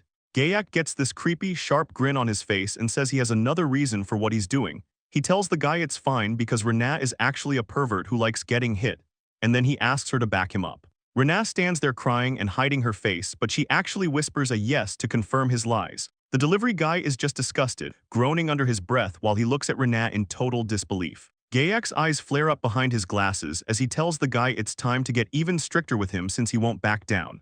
Leaning in close, Gayak straight up threatens to kill him if he ever opens his mouth like that again. The delivery guy bows down low and apologizes to the guild master, while Gayak just turns his back and walks away. Gayak stands there with his arms crossed while the delivery guy bows down low, and he tells him it's fine as long as he understands, but then he shifts his focus to something else. Looking at some wilted, dead-looking plants, Gayak demands to know why the materials they received are nothing but trash, and then he calls out to everyone nearby. He's clearly losing his cool and yells for someone to bring him the merchant who sold them those garbage materials. A guy wearing a turban shows up with a big smile and introduces himself as Merida the merchant, acting like everything is totally fine. He looks pretty happy with himself, even thanking them for their continued business despite the tension. Gayak sits at a table while Rena serves him tea, and he tells Merida to cut the small talk because he's really pissed off. So Merida sits down across from him and asks if there was actually something wrong with what he brought. Gayak gets this annoyed look on his face and tells the guy to just look at the stuff behind him. He points right at the bins of dried-up leaves and says those are the material items that just arrived today. Merida just holds his teacup and looks over, calmly confirming that those are the right items. Gayak looks like he's about to snap, asking the merchant if he's actually trying to mess with him, and he keeps going, demanding to know what's up with this mountain of garbage materials they just got. Merida just looks at him and repeats what he said before, confirming the order was for 2,000 F-rank herbs. Gayak yells at the top of his lungs, asking who would even order stuff like this, but Merida just tells him flat out he's the one who did it. The guild master stands there looking completely lost, so Merida reminds him again that the delivery is exactly what was ordered. Gayak loses it and slams his fist on the table, screaming for the merchant to stop lying to his face, but Merida doesn't even flinch, just holding out a piece of paper and asking him to actually read the order form. He points out that based on their first contract, the Merchant Guild is only supposed to sell F-rank materials to them, and Gayak starts sweating as he looks at the document, unable to believe what's written right in front of him. He starts shaking while reading the fine print. Turns out the budget was set so low that they had to buy junk just to meet the order size. Gayak looks at the paper in total shock. He just can't get over the word budget staring back at him. Merida doesn't sugarcoat it, telling him straight up that the budget they gave the potion maker was tiny, but that's exactly what Hinata told them to expect when he put in the very first order for the guild. Gayak grits his teeth, wondering why a guy like Hinata would go out of his way to do something like this. He yells about how he'll never forgive the kid, especially since the stuff they delivered is basically trash and completely useless to them. Merida just explains that Hinata had to get creative and use his skills to make it work. Gayak freezes, realizing he's never heard anything about Hinata having special skills, while Merida just acts surprised. The merchant leans back and mentions how Hinata can actually pull off making decent potions even out of junk. He says the whole thing is honestly amazing and makes him feel super jealous of that kind of talent. Gayak is left reeling, his mind racing as he tries to process the fact that Hinata could actually do something like that.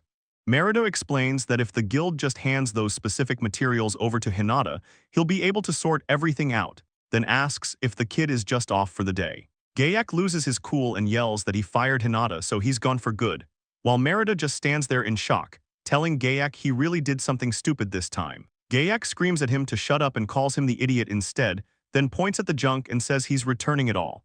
Merida looks completely stunned by the outburst, barely able to find his words as he tells Gayak there's no way he's taking it back, especially since the order was Gayak's mistake from the start. Gayak stands there shaking with rage, his face completely twisted as he tries to hold it together. He can't believe the nerve of the guy, wondering what the hell is wrong with this merchant. The guy is absolutely fuming, repeating over and over how much everything about this situation pisses him off. Gayak is absolutely losing it, pointing his finger and screaming that he'll kill the guy. He tells the merchant not to talk back to him while he stands there shaking with rage. He's convinced that everything going wrong right now is all Hinata's fault, so he yells at Kira to throw the merchant out of the building right now. Gayak keeps swearing under his breath while Kira nervously tries to obey, but Merida doesn't go quietly. He yells back at the guild master, asking who the hell he thinks he is to treat people this way. As the merchant storms out the door, he shouts that he's officially done with them and has no more herbs to sell the guild, and Gayak just adjusts his glasses, looking completely disgusted. He mutters about how trashy it is having to do business with guys like that. He tries to act like he's the one ending the partnership, but even he has to admit the whole situation was a complete disaster, which leads to Renaa stepping up and bowing her head. She apologizes for the mess, saying she should have checked the order better. Gayak doesn't go easy on her at all, calling her incompetent to her face. She just takes it, promising to be more careful in the future as Gayak stares off, deciding it's time to move on to whatever else is on his plate for the day.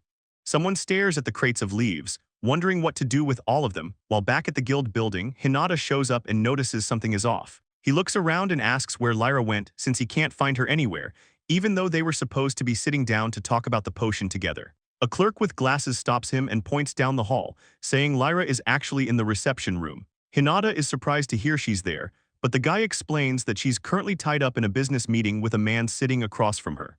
Inside, Lyra is pitching hard, showing off some fruit she calls the fruit of the world tree, and she even holds up a jar of specialty sticks, claiming this is going to be their new flagship product. The businessman just rubs his chin, thinking over everything she just said. The businessman isn't making it easy, telling Lyra that nobody is going to trust a new potion from a brand new guild. But Lyra tries to push back, insisting that the quality of the product speaks for itself. It's pretty clear the talks are hitting a wall, and Hinata watches from the side as the guy sits there, completely unmoved, until Lyra notices Hinata and waves him over to come take a seat with them. She tells him that since he's the one who made it, he'll be much better at convincing the guy. And while Hinata isn't sure if he should even be part of such a big meeting, he steps up anyway. The businessman just laughs it off, asking what a low-level potion maker thinks he's doing here, reminding everyone that this is a serious business meeting. But Hinata doesn't back down. Instead, he introduces himself and says he's going to show off exactly what he can do. And with a determined look, he gets ready to prove his skills to everyone in the room.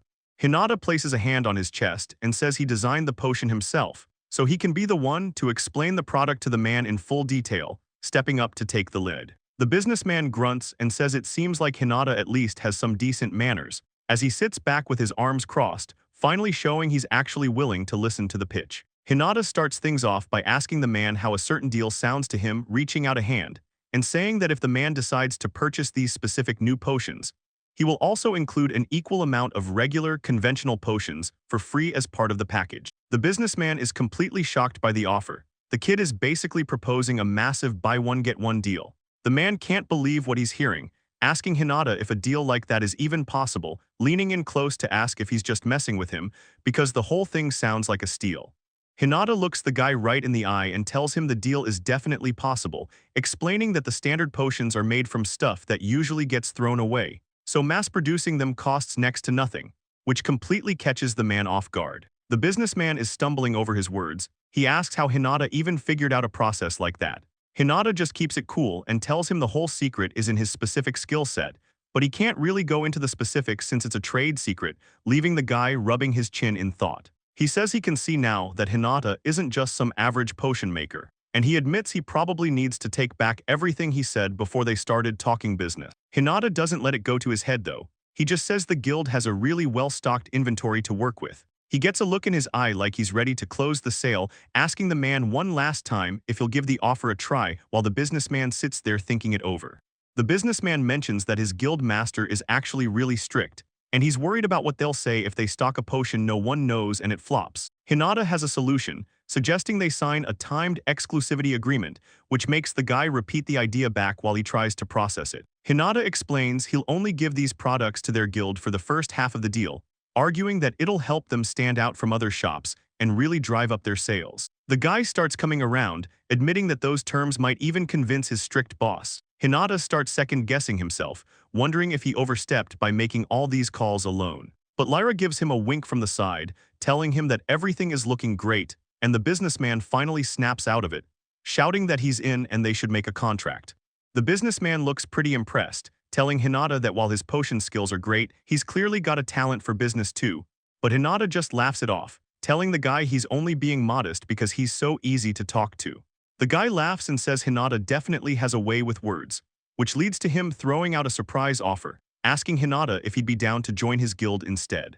Hinata doesn't hesitate and gives a friendly laugh, telling the guy he's going to have to pass on that one, explaining that he's still got a lot of goals he wants to reach at his current guild for now. The businessman starts writing on his clipboard, nodding along and saying he gets it since it can't be helped.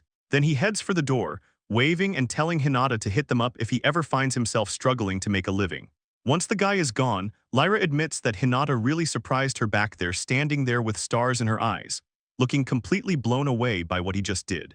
Lyra stands there with stars in her eyes, looking totally starstruck as she tells Hinata she can't believe he's actually got such a natural talent for business. Hinata just laughs and scratches the back of his head, playing it cool while he explains that he only learned the ropes by dealing with merchants back at his old guild, and Lyra looks right at him, telling him that hearing him say that is actually a huge relief for her. She looks down a bit shyly, admitting she's actually pretty embarrassed because she still doesn't feel like she knows the first thing about running a guild, but Hinata just gives her a kind smile and tells her that's not true at all. Before she can say anything else, Hinata reaches out and starts patting her on the head, telling Lyra she's doing an amazing job keeping his hand there as he reassures her that she's really fulfilling all her duties as the guild master perfectly. Lyra completely freezes up, her entire face turning bright red while she barely manages to stammer out Hinata's name in total shock. Hinata catches himself and quickly pulls his hand back, looking pretty awkward as he tells her he's sorry for the sudden move, trying to play it off by saying he's just so used to patting his little sister's head that it's become a total habit for him.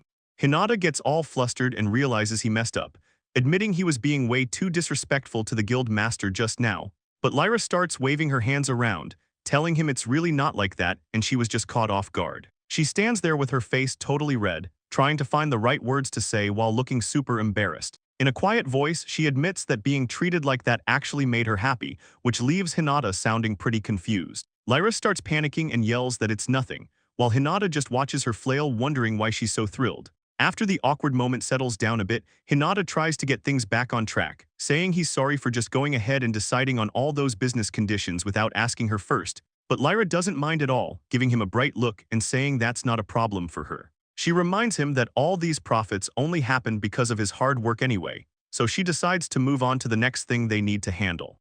Lyra is all smiles as she explains that a brand new guild won't ever get off the ground without selling quality stuff and building up trust. She's totally hyped up, saying the most important thing right now is just getting their name out there to the public. Watching her, Hinata is actually pretty impressed and thinks to himself that Lyra really puts a lot of thought into the business. It makes him realize that being a guild master is a seriously tough job, which brings back some pretty bad memories of Gayak being a total nightmare, though Hinata quickly decides it's better to just forget about that dude entirely. Just as they're talking, Hinata's eyes light up as a sudden realization hits him. He tells Lyra he just had a massive lightbulb moment, which catches her off guard and makes her ask what's going on. He starts pointing out the fruit from the world tree and mentions how they should use it for something special. And then he throws out the idea of making a version of their product that actually has alcohol in it. Lyra's face lights up and she repeats the idea, looking completely sold on the thought of an alcoholic drink. Lyra is totally hyped, clapping her hands and saying that Hinata's idea sounds like something everyone is going to love. She points out that having 2 different versions will let them sell to all kinds of people, so she tells Hinata she's leaving the details to him. She's honestly floored that he could even come up with such a killer plan on the fly. It turns out this one small suggestion from Hinata was a massive turning point, one that would eventually end up making the guild an absolute fortune. Meanwhile, back at the old medical guild, things aren't going nearly as well as someone yells out. Gayak is looking completely stressed out, pointing at crates of trash and demanding that his staff do something about the mountain of junk materials. He's desperate at this point, telling them they need to find anyone willing to take the stuff off their hands just to get rid of it. Kira starts sweating and panicking, telling the boss that it's just not possible and they have no choice but to throw it all away. Kira is just standing there with his hands up, looking totally overwhelmed and confused by the whole mess. Gayak is losing his mind, complaining about how useless people always say everything is impossible. He's even tempted to just throw all the trash away himself. But then he realizes he needs a real fix. So he yells at Kira to go find a merchant who actually sells good ingredients. Kira freaks out and runs to do it, and Gayak tries to stay calm, thinking that it's fine because he still has a ton of money to just buy his way out of this mess. A little later, Kira comes back looking stressed and introduces a merchant named Norwia, who walks in and asks if he's talking to the guild master Gayak. Gayak puts on a fake polite face and welcomes the guy, telling him to take a seat so they can talk. The merchant sits down and mentions he heard the guild is looking for potion ingredients, leading Gayak to confirm it.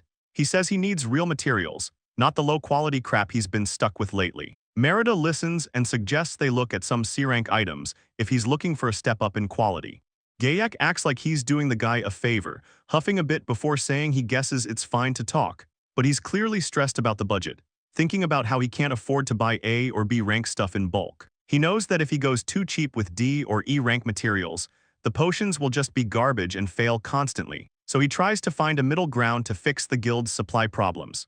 Merida lays out the deal, telling him that 2,000 C-rank herbs will run him 85,000 gold. Gayak can't even process it. He starts freaking out immediately, yelling about how some simple herbs could ever cost that much. Merida just looks at him like he's crazy, saying that as far as he knows, that's just the normal price everyone pays. Gayak is absolutely fuming now, screaming that he has never paid more than 10,000 gold for his supplies before, and he demands the merchant match that price, telling him to stop being so unreasonable about the whole thing. The merchant just looks at him and asks if that 10,000 gold price was actually for the lowest F-rank herbs instead. The merchant doesn't budge on the price, telling Gayak there is no way he can sell materials of that rank for less, leaving Gayak completely losing his mind. He starts screaming, asking why some basic potion ingredients are even priced that high in the first place. He keeps ranting about how they're just weeds and claims that paying that much will literally bankrupt the entire medical guild, and then he tries to flex his status. He yells that he's a noble and a doctor, so the guy should be grateful he's even talking to a lowly merchant. The merchant just crosses his arms, looking totally over it. He tries to get Gayak to listen to some common sense for once, but he points out that the real issue is how many potions these doctors are constantly using up. Since they're going through supplies so fast, he tells Gayak it's obviously going to cost a ton of money and reminds him that his shop isn't a charity. He's there to run a business just like everyone else. Gayak is fuming, gritting his teeth and telling the merchant that he's being impossible to reason with. The merchant brings up how Gayak treated Merida like garbage too, but Gayak just brushes it off, calling her an obnoxious girl. The merchant in the turban is completely losing it, saying he can't believe Gayak tried to trick him into buying absolute garbage materials, and Gayak just gestures dismissively, warning the other person nearby that they better watch their back so they don't get scammed by this guy, but the merchant snaps right back, calling Gayak the one who's actually obnoxious. Gayak is stunned, standing there with his mouth open, and then he explodes with rage, demanding to know who a lowly merchant thinks he is to talk to a noble like that. The merchant doesn't flinch, and drops a truth bomb, telling Gayak that his terrible reputation has already spread to every single person in the merchant community. So he points a finger right in Gayak's face, telling him straight up that nobody is ever going to do business with him again. The merchant keeps going, calling him a corrupt noble who doesn't deserve an ounce of respect, and yells that he never wants to see Gayak's face for as long as he lives. Gayak starts shaking, trying to find some words to say back, but he just loses it and screams at the man to shut up. His face is completely twisted with fury as he stands there fuming, gritting his teeth while he rants about how much he hates every single one of those merchants. Gayak screams at Merida to get out and starts throwing stuff. The merchant has to duck to avoid getting hit by a flying bottle as he runs. Gayak is huffing and puffing from the outburst, so Kira tries to check if he's doing all right. He just snaps at her, asking if he looks okay, which makes Rena freak out and apologize. Gayak goes on a rant about how they need more materials no matter what happens. Kira suggests just calling up a different merchant to help them out, but Rena looks like she's about to lose it, explaining that there isn't a single merchant left who's willing to work with their guild. She's completely stressed out, wondering how they got here, and tells Gayak straight up that it's because he keeps chasing everyone away. Gayak gets offended fast, asking if she's really trying to blame him for the mess. He's totally fuming now, thinking to himself that everyone is just trying to back him into a corner. Gayak stares off with this intense, shaky look in his eyes, wondering why everything is falling apart, and suddenly he starts thinking back to when things first started going wrong. He remembers Hinata, the guy who used to handle all their potion making, and he wonders if the guild's downward spiral actually started the very moment he kicked the kid out. But he quickly shuts that thought down, telling himself there's no way that could be the reason why. Gayak is still fuming, yelling at the top of his lungs that the guild is doing perfectly fine without a piece of trash like Hinata around. He's desperate now, telling his staff to just bring him any merchant they can find, and that he doesn't even care who it is as long as they get materials. The guy goes full villain, ordering them to drag someone in through the underground routes if they have to, making the staff member run off in a total panic. And then he just stands there with this really creepy look on his face, telling himself that he's doing the right thing. He starts thinking about how legit merchants aren't the only ones selling stuff in this city, and he remembers hearing that a lot of doctors actually have deep ties to the underworld, dealing in shady stuff like organ and human trafficking. In his head, he recalls people saying you aren't even a real, full-fledged doctor until you've dipped your toes into that dark side of the business, which leads to him breaking out into this weird, shaky laughter that just gets louder and creepier as he stands there alone. He looks completely unhinged now, clutching his collar and thinking that by crossing this line, he's finally reached the level of a first-class doctor, totally convinced that this downward spiral is actually his path to the top. Back at the medical guild, one of the staff members calls out for the guild master, letting him know that he's finally brought the merchant he asked for, a guy named Mr. Dakwa. Gayak stands there with his arms crossed, just hoping that this guy is actually decent for once, while Dakwa introduces himself with a shady smirk, saying it's a pleasure to meet the man in charge. The merchant doesn't waste any time, mentioning how he heard Gayak got blacklisted by every real merchant, which makes Gayak snap, telling him to shut up and just say if he's selling the herbs or not. Dakwa stays totally cool, telling the stressed-out guild master he'll sell him as much as he needs, so Gayak starts to look really excited, thinking he's finally caught a break in this mess. He thinks about how these black market guys have their own secret routes and use dirty methods, convinced he'll get a huge discount. He asks for the price, but then stops to think for a second. Gayak doesn't hold back and says he'll take 2,000 C-rank medicinal herbs, which gets Dakwa smiling as he agrees to the deal. But then he brings up the cost. Dakwa says it'll be 10,000 gold, leaving Gayak completely shocked by the massive price tag. Gayak loses his cool and yells that the price is way higher than what people usually pay, asking how it can be so expensive coming from a black market merchant while Dakwa just stands there. Dakwa casually tells him that if he's got a problem with it, he should just go to the regular merchants, which makes Gayak panic, worrying that the guy might actually refuse to sell to him at all. He stands there sweating and clenching his teeth, realizing he has zero leverage in this deal. Gayak snaps and says the merchant is just taking advantage of their situation, but Dakwa just shrugs it off, saying he doesn't care and Gayak can walk away if he's not happy. Rena whispers to the guild master that they have to buy the supplies despite the cost, or they won't be able to make any potions, which just makes Gayak snap at her to shut up because he already knows. Dakwa just laughs at the situation and asks if he's actually buying the stuff or not, leaving Gayak with no other choice but to scream out that he'll do it. He points a finger and yells that he'll pay the ridiculous price Dakwa is asking for, and the merchant happily thanks him for the business while Gayak stands there looking completely stressed out. Gayak adjusts his glasses and sighs, clearly drained from the whole ordeal.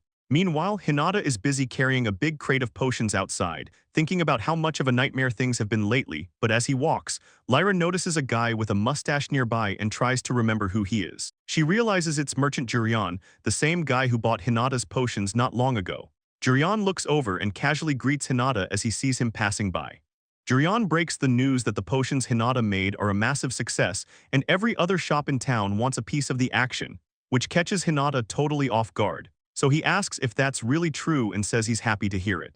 Jurion laughs and says since they have the exclusive rights to sell them, he's going to enjoy making everyone else jealous, all thanks to Hinata's hard work. The two of them share a good laugh over the success, and Hinata thanks him for everything as the merchant waves goodbye and starts heading back toward the city, leaving Hinata and Lyra standing there. Lyra spins around with a huge look of excitement on her face, and she can't help but yell out that they actually did it. She's glowing as she talks about how they're finally making a real profit, and then she gets serious for a second, telling Hinata that thanks to him, the guild finally has some breathing room before bowing her head to thank him. Hinata gets all flustered seeing her bow like that, and says he's the one who should be thanking her for all the help. Hinata looks over at Lyra and tells her that if he hadn't met her that day, he really doesn't know what would have happened to him, which makes him smile as he tells her she's his soulmate. Lyra completely loses it, barely able to repeat the word as she starts blushing and tapping her fingers, nervously saying that might actually be true. She clears her throat to try and act professional, telling Hinata she's got a present for him and says the guild is going to give him his own research budget for brewing. Hinata just stands there totally stunned, asking her if she's really sure she can do that for him. Lyra lets him know he can use any materials he finds in the storehouse and says she wants him to go ahead and test out making all sorts of new potions. The storehouse is huge and packed with every material he could ever need. Hinata realizes that with the new budget and all these materials, he can finally make top-tier potions, and it hits him that his big dream is actually coming true. He's looking pretty emotional about it when Lyra speaks up, reminding him that there's more to this than just his dream, there's his sister too. She says she was thinking that more research might bring them closer to actually curing Hinajiku's sickness. Hinata is floored by this, telling Lyra he can't believe she'd go through all this trouble just for his sake. Lyra just smiles and places a heart over her heart, telling Hinata that he's already a special and important person to her. She doesn't stop there though, and goes on to say that his sister Hinajiku is also someone very precious to her now. Hearing her say all that makes Hinata's face go totally red, just standing there completely shocked by how much she cares. Lyra repeats the word precious back to herself, totally caught off guard by how much she just revealed. She immediately starts flailing her hands in a total panic, shouting that she doesn't have any hidden motives and that she just thinks his sister is a great person. She's so flustered she even asks herself what she's even saying. Hinata starts panicking just as hard as she is, waving his hands around and yelling that it's totally fine. He tells her he hasn't gotten the wrong idea at all since he knows his place, and it's because he keeps reminding himself that Lyra is the boss and the leader of the entire guild. In his head, he's convinced she only means he's an important worker, and that's as far as it goes. Lyra snaps back to reality and claps her hands together, telling him that she has one more present for him. She lets him know that his work for the day is officially done right now, and orders him to go home early for a change to get some sleep. Hinata is just left standing there confused. Lyra thinks about it for a second and tells Hinata he can take 3 days off, which totally shocks the guy. He asks if she's really sure it's okay, but she says of course it is. She winks at him and points out that he always works way too hard, and since he's finally got the time, he should go spend some quality time with his little sister. Hinata is so grateful that he bows down deep, thanking her for everything she's done, but Lyra just claps and says she's actually the one who should be thanking him. It makes him realize that she really is a wonderful person, and he starts thinking that it's crazy how much his whole life has changed just from having a better boss, so he decides to just relax with his family. He heads back and calls out that he's home, which catches Asako off guard. She looks over and asks why he's back so early today. Hinata steps through the door and calls out to Asako that he's finally back, but Asako looks at him with total suspicion, asking if he ended up getting fired again already. He completely loses it and waves his hands around, telling her that's not it at all, explaining he actually just got some time off. Right then, a soft voice calls out for him, and his little sister Hinajiku shows up in her pajamas just to tell him welcome home. Hinata gives her a big smile and tells her he's back, but she looks pretty weak, tripping forward until he catches her. He lets out a quick whoops while holding her up, gently reminding her that she really needs to stay in bed and rest. Hinajiku just smiles and says she only came out to get a hug from her big brother, which makes Asako tease her for being a baby. Hinata just tells her to be a good girl and get back to sleep.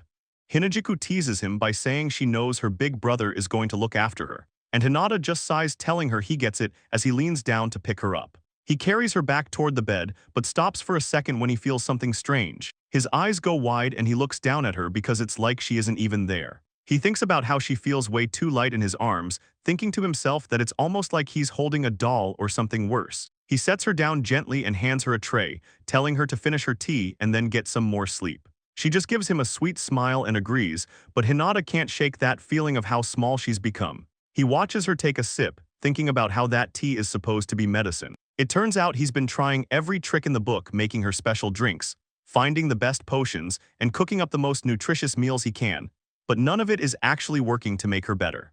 Hinata keeps his hand on his sister's head, thinking to himself that doing something is better than doing nothing.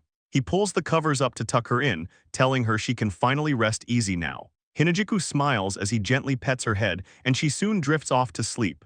Looking down at her, Hinata gets this serious look and promises himself he's going to save her, no matter what. He heads out to the table where Asagao asks if she's asleep, and he confirms she's finally out cold. As they start eating, he excitedly tells her the research budget got approved, meaning he can finally start working on the medicine. Asagao looks relieved and tells him that's really great news to hear. Hinata keeps that determined look while he eats, swearing once again that he's going to save his sister. He looks over at Asagao and says he knows it's been hard on her too, but asks her to wait just a little longer. Asagao just looks at him with a worried face, telling him he really shouldn't push himself too hard. Asagao reaches out toward the table while they finish up their meal. She leans over and puts her hand on Hinata's head, telling him he's already been working hard enough. She keeps petting his hair and whispers that he's done more than enough, and Hinata just stares blankly into space, feeling a strange fog starting to settle over his mind. He thinks to himself about how the warm soup is making him feel really sleepy, and then his eyes start dropping as he realizes he needs to get to bed right away. Everything starts getting blurry, and Asagao's face turns into a soft glow while he finally loses the fight and passes out face down on the dinner table. Asagao looks down at him with a gentle smile and says it's okay for now, leaving the two of them alone in the quiet room as she tells him to rest well. Asagao looks at her brother while he sleeps at the table and whispers his name, while the scene shifts back to the medical guild building where things are getting complicated. Gayak stands there with his arms crossed, complaining that they finally have the potion ingredients, even if they cost way too much. He looks over at the crates of low-quality herbs and wonders what he's supposed to do with all this junk, so he tries to think of a way to actually use the materials instead of just letting them sit there. Rena suggests calling in Zakog, and one of the staff members runs off to find him immediately. A guy named Zakog shows up at the door looking pretty nervous and asks Gayak why he called for him. Gayak is actually happy to see him, turns out they're like brothers, and Zakog runs another doctor's guild, but Gayak tells him to sit down, and it's clear the guy is terrified because Gayak used to beat him up all the time. Once Zakog gets settled, Gayak gives him a creepy smile and tells him he's got a special present for him today. Gayak brings up how Zakog's guild is totally broke and probably struggling to buy any materials, and Zakog has to admit he's right. Gayak leans in with a crazy look on his face, telling him that his own guild actually has way more ingredients than they need. He holds up a finger and tells Zakog that since they have so much extra, he's willing to let some go for a real bargain. Zakog's eyes light up. He's completely shocked and asks if Gayak is actually being serious about this. While Zakog goes on about how much he appreciates the help, Gayak just laughs to himself about how easily the guy fell for it. Gayak puts his feet up and offers him 6,000 herbs for 60,000 gold, making it sound like a steal. Zakog is basically falling off his chair, yelling about whether it's really okay to give him such a massive discount. Gayak just gives him a smooth response, reminding him that they're supposed to be friends who look out for each other. Zakog is practically worshipping him now. He puts his hands together and thanks Gayak for being so generous. As Zakog starts to think his old bully might actually be a nice guy after all, Gayak just stands there looking like a villain. Gayak catches a vibe and adjusts his glasses, looking pretty annoyed while he asks if Zakog was just talking trash about him, which immediately sends Zakog into a total panic, waving his hands and sweating while he swears it's all just in Gayak's head. Gayak moves past it and tells him to just sign the contract already. Zakog doesn't even hesitate and signs his name right on the line. While holding the signed paper, Gayak gets this creepy look on his face, thinking about how he's finally got the guy exactly where he wants him. He tells Zakog he'll have everything sent over to his guild later today. Zakog is still clueless and just tells him that sounds perfect. Zakog literally skips away through the city streets feeling like he got a great deal. Meanwhile, Gayak just watches him go, thinking about what a complete idiot the guy is. The very next day, someone starts pounding on the door like crazy. It's Zakog, and he's screaming for Gayak to explain what's going on. Gayak opens the door looking totally unbothered and casually asks if there's some kind of problem, so Zakog holds up the supplies and yells that every single one of the ingredients he sent over is just rank F garbage. Gayak just gives him a cold look and asks so what, then he reminds him the contract specifically says they don't take any complaints, leaving Zakog completely devastated. Zakog is completely losing it, yelling that Gayak had him set up and tricked from the very beginning. Gayak just laughs in his face, telling him he's making him sound like some kind of bad guy. He doubles down and tells Zakog it's his own fault for being too lazy to check the merchandise, so Zakog stands there sweating, admitting that might be true but saying the whole thing is just way too cruel. The guy is basically in tears now, shouting that his entire guild is going to go under at this rate. Gayak doesn't care at all, he just says it's not his problem and Zakog only has his own incompetence to blame. He starts laughing like a villain, saying that thanks to this little deal, his own guild is finally safe. He even has the nerve to say thank goodness while looking totally relieved, which just shows how heartless he is as he reaches out and slams the heavy lock shut on the door. Zakog keeps pounding and screaming from the outside, but Gayak just smiles and says he doesn't care about that pathetic little guild.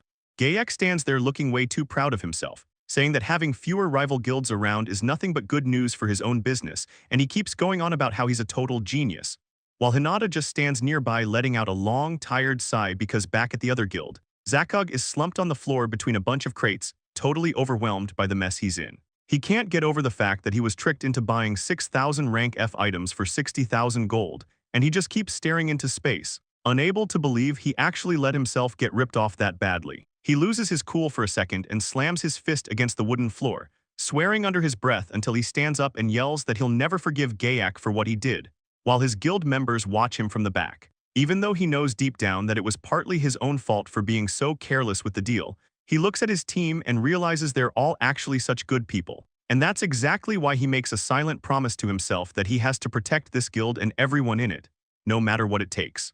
Zakog looks completely stressed out while asking if there is anything at all they can do to save the situation, and his guild member tries to step up. He says he's going to try talking to the neighboring merchant guilds to see if anyone can help. Zakog thanks him, feeling the weight of his role as the guildmaster. He knows he has to find a way out of this mess. Just then, one of the guys yells out Zakog's name and tells him there might actually be one guild willing to work with them. Zakog can hardly believe his ears, asking if he is actually being serious about finding help. He looks over at the huge piles of junk they are stuck with, wondering if this guild can really handle it all. But then he catches himself thinking a deal like that sounds way too good to be true. The guild member explains it is a new merchant guild called World Tree and asks if Zakog has ever heard of them. But Zakog admits he has no idea who they are honestly. He says he doesn't even care at this point as long as they are willing to help. And the member says he will set up a meeting with their rep right away. So Zakog tells him to get on it as fast as possible. It doesn't take long for the meeting to happen. Hinata shows up and introduces himself, greeting the potion maker of the World Tree. Zakog looks at Hinata and thinks about how the guy is way younger than he expected, but he stays professional and introduces himself as the head of the East District Doctors Guild.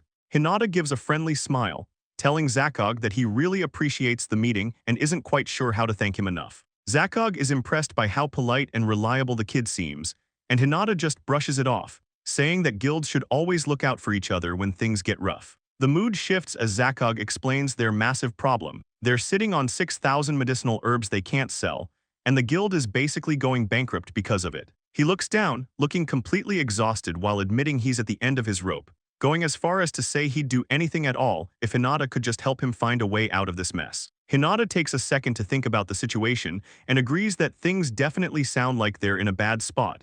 But then he surprises Zakog by offering to just buy the whole surplus himself, leaving the guild master completely speechless. Hinata throws out an offer of 30,000 gold for the lot, which sounds like an impossible amount of money to Zakog. Seeing Zakog freak out, Hinata asks what's wrong, while the poor guy can barely get a word out, just stammering as he tries to process the deal. With the deal finally closed, Hinata gives a polite little bow and says he'll be heading out now, but Zakog starts stammering, telling him to wait up while Hinata looks back wondering what's wrong. The older guy is still sitting there in total shock, asking if Hinata is actually sure about buying all those herbs, since they're only F rank and basically worthless to anyone else. Hinata just gives him a bright smile and tells him not to worry, because they'll definitely find a way to make them useful, mentioning that his specific skills can handle it, though he keeps the actual process a secret. Zakog's jaw practically hits the floor as he asks if something like that is even possible, not believing that someone as young as Hinata could have that kind of talent. He starts crying and asks one more time if Hinata is for real, calling him a total lifesaver for helping them out, before grabbing Hinata's hands and shouting about how incredible the Yggdrasil Guild is, while Hinata just tries to play it down. Zakog is still reeling from the meeting, thinking it's wild that a guild this good is still a secret, so he thumps his chest and tells Hinata to come find him if he ever gets into a jam.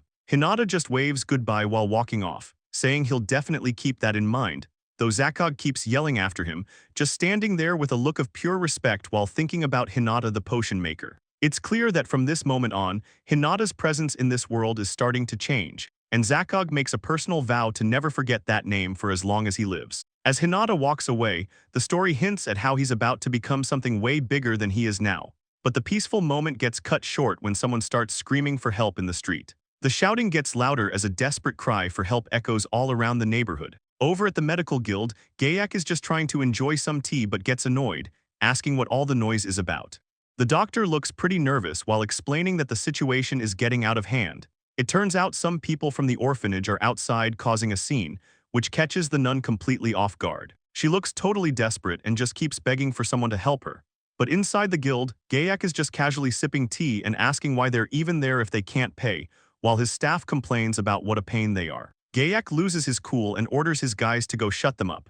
So one of the doctors salutes and heads for the window. He leans out and yells at the crowd that if they don't have any money, they aren't getting any medical treatment. He keeps shouting, telling the nun to just go home since she's only bothering the guild master. And the nun can't believe what she's hearing.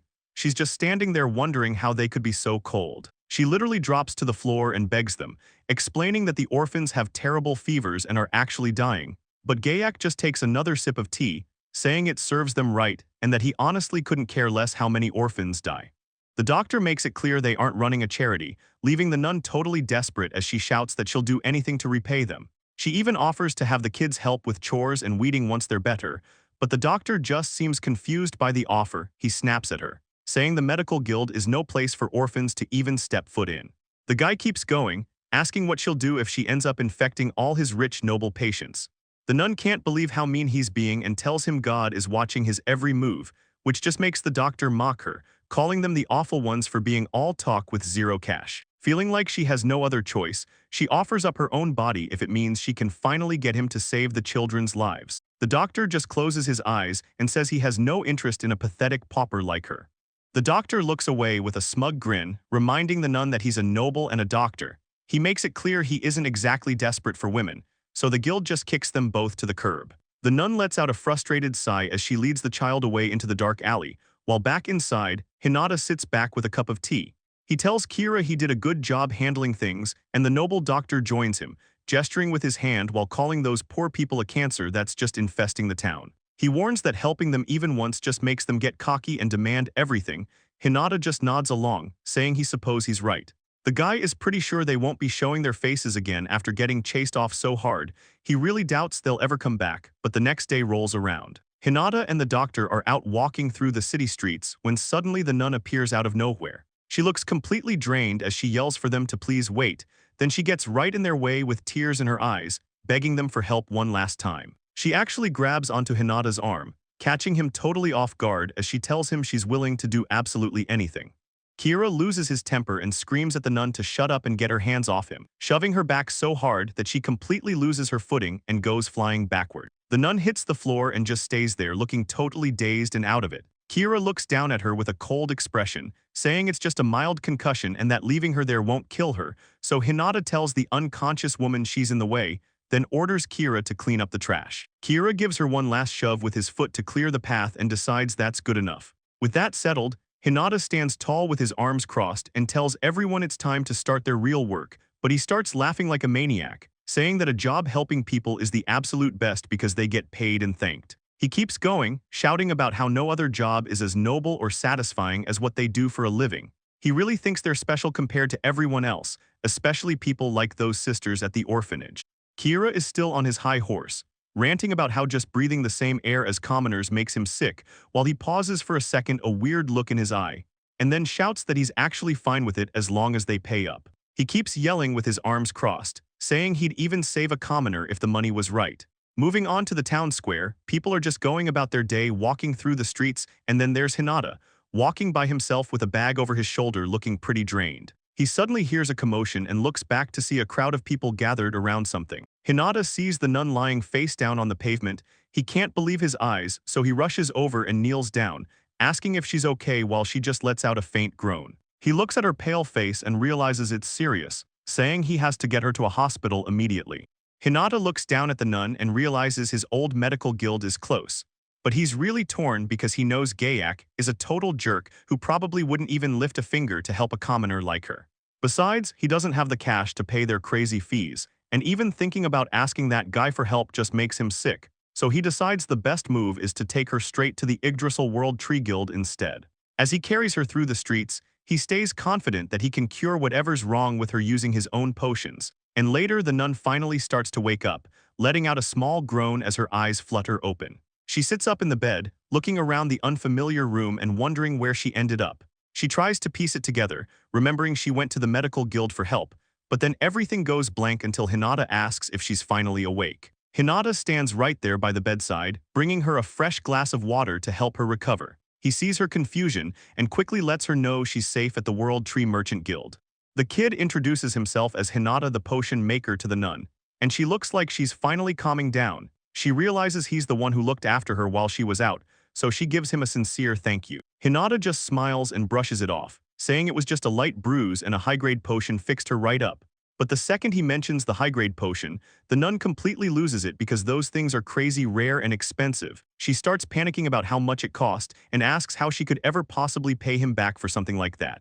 Hinata tells her to relax since he did it because he wanted to and doesn't need a single thing in return, which just leaves her staring at him like he's some kind of saint, thinking to herself about what a truly wonderful person he is. She can't believe he'd go that far for a total stranger without asking for anything.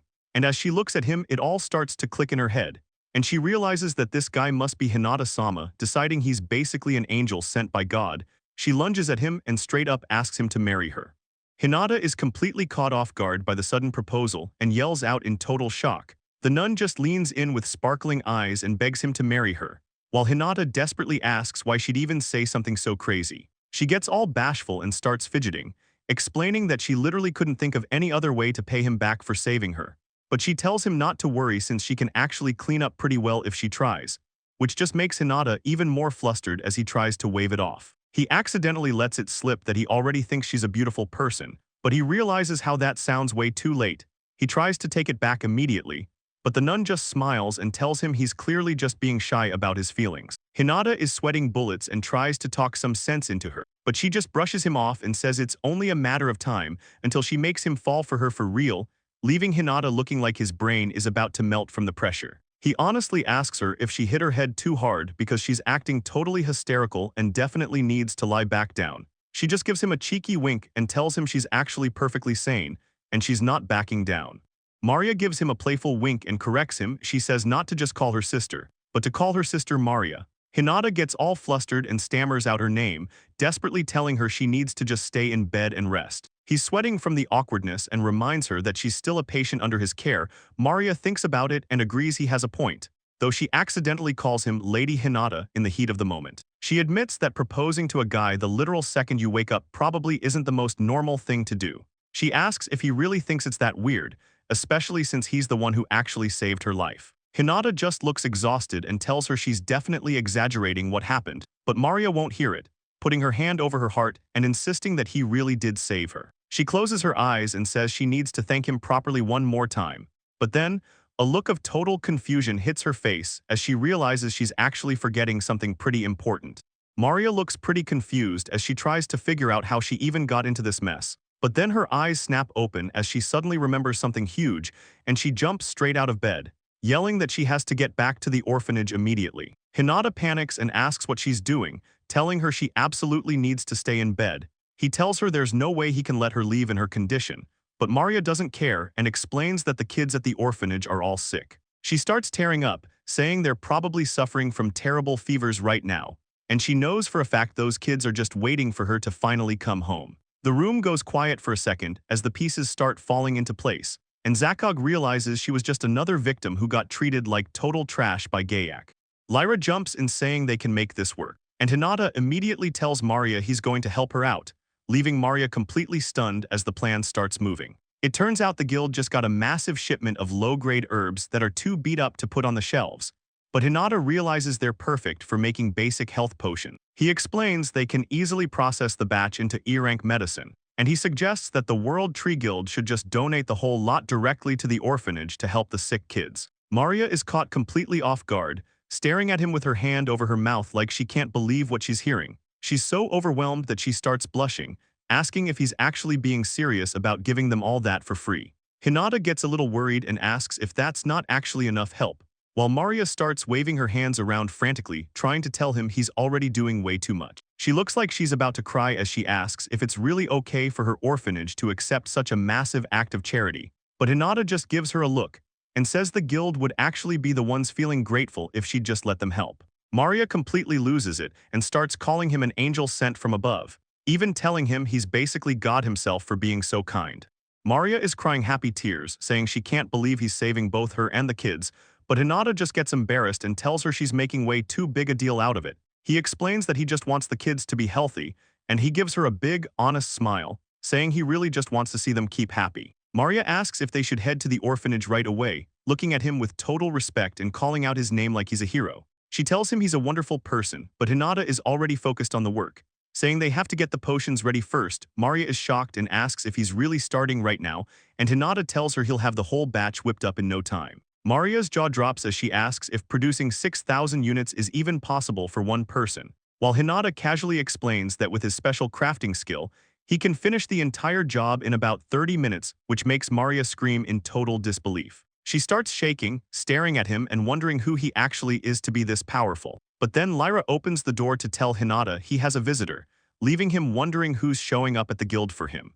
Hinata looks up to see a familiar face walking in. It's Zakog, who waves and thanks Hinata for everything he did the other day. Zakog stands there looking a bit bashful, explaining that he really wanted to come by and show his appreciation. He mentions his business is finally getting back on its feet, but Hinata just tries to brush it off, saying he doesn't need any thanks. Zakog isn't taking no for an answer though, pushing a heavy wooden box toward Hinata and insisting he takes it since it'll definitely be useful. Hinata takes a look inside and completely freezes up, barely able to find his words when he sees what's in there. The box is packed with slime cores, exactly what he needs to brew up a massive batch of low-grade health potion. Hinata tells him this is perfect timing since he was just about to make potions for the orphanage, and Zakog is just glad he could help out. Zakog tells him he's always saving people one way or another, though Hinata just shrugs it off as a lucky coincidence. He's mostly just excited that his production costs just dropped through the floor, leaving Zakog smiling because he knew Hinata would be this humble. Hinata realizes that being kind really does come back around to you, and he tells Maria he'll head to the orphanage the second these are ready. Hinata tells Sister Maria she should head back and check on the children while he finishes up, and she agrees. He thinks to himself about how being a good guy really does pay off, but then he stops himself mid-thought. He wants to act cool, but there's a problem. Hinata tells Maria that looking at her condition, she really isn't in any shape to be walking around yet. Maria tries to brush it off, telling him she'll be totally fine on her own, but Hinata isn't having it. He tells her she's not going anywhere because he's actually worried about her health too. Maria just stares at him, completely touched that he cares about her that much, making things a bit awkward, so Hinata quickly adds that he's also thinking about the kids at the orphanage. He knows they must be getting stressed since she's been gone so long, and because he wants to get the medicine to them quickly, he starts trying to figure out a plan, when Lyra steps into the room and offers to head over there in their place. She says she'd be happy to help, which catches Hinata off guard. She tells him he's already worked way too hard today, so she'll handle the rest since. Layla winks and tells Hinata she can't just stand around and watch. She's gotta help when she sees him in a jam like this. Hinata gets all fired up and tells her that having her help would actually be huge, but then he feels a bit bad about it. He scratches his head and apologizes for leaning on her so much since she is his boss, but Layla doesn't mind one bit. She tells him it's totally fine and she'd do anything for him, so he should feel free to rely on her whenever. Hinata just sighs her name, looking a little overwhelmed by how nice she's being while she grabs her things and waves goodbye. As she walks off, Hinata can't help but think about what a great person she really is. Zakog sees the whole thing and starts laughing, saying the two of them are perfectly in sync. He even jokes that they act just like a married couple. That completely flusters Hinata, and he tells Zakog to quit it with the teasing because something like that is just impossible. He starts thinking about Layla being a noble, a guild leader, and a total beauty. She's so out of his league he can't even process it when Kira starts pouting at him. She gets all jealous and tells him it's impossible anyway, especially since he's already got her by his side. Zakog gets a kick out of the situation and tells Hinata he's a hit with the ladies. While Hinata tries to get Sister Maria to chill out, Lyra just stands there, looking totally annoyed by the whole scene. She huffs and holds her bag close, wondering what the deal is with this nun showing up out of nowhere, and she can't stop staring at her, feeling a serious sense of competition starting to bubble up. To Lyra, the way the woman looks at Hinata is crazy. She looks like a hunter that just found its next meal, so Lyra figures she can't just sit back anymore and decides she has to be the one to make the first move. A bit later, she shows up at the front gates of a building and realizes this must be the orphanage. It's a total dump with broken windows and boards nailed everywhere. She thinks the place is a complete wreck, but she pushes the doors open anyway and calls out to see if anyone is inside. As soon as she steps in, a massive cloud of dust hits her and she starts coughing her lungs out. Lyra steps further into the building and is hit by a gross smell. It's super dusty and smells like mold, plus the humidity is way too high for anyone to stay healthy. She realizes why everyone here is getting sick, and starts worrying about how the kids are even surviving with such bad hygiene and food. But when she actually sees the main room, she just stops in her tracks. She's completely floored by the sight of kids everywhere lying on the floor. It's a total disaster, and she knows things are way worse than she thought. She doesn't just stand around, though. She puts on a mask and starts wiping down one of the sick boys to get him clean, then moves straight to the kitchen. She knows he needs something warm to eat, so she gets to work cooking a meal. While she's working, she can't help but think about Hinata. She's basically praying for him to show up. She needs him to hurry and get there as fast as he can. But for now, she just finishes up what she can do, wiping the sweat off her forehead and taking a second to breathe. The little girl manages to eat some of the porridge Lyra made, but it's clear she's still a long way from actually getting better. She looks totally drained. Suddenly, someone yells Lyra's name from across the room, making her jump. It's Hinata. He bursts through the door with a huge pack, apologizing for taking so long. Lyra is shocked he finished the medicine so fast, but she panics when he almost says her fake name. Hinata ignores the slip-up, saying he rushed over so they could start treating the orphans right away. He gives the first girl a potion, she drinks it, and a warm glow starts. She starts looking healthy again. The girl thanks Lyra, calling her big sister, and Lyra just smiles, telling them all to get well soon while feeling super relieved. Things are looking up, and it seems like a full recovery for everyone is just a matter of time. Hinata carries a crate of medicine and says he's going to put the leftover potions in the orphanage storage. And as they walk, Lyra tells him he's actually pretty amazing for everything he's done.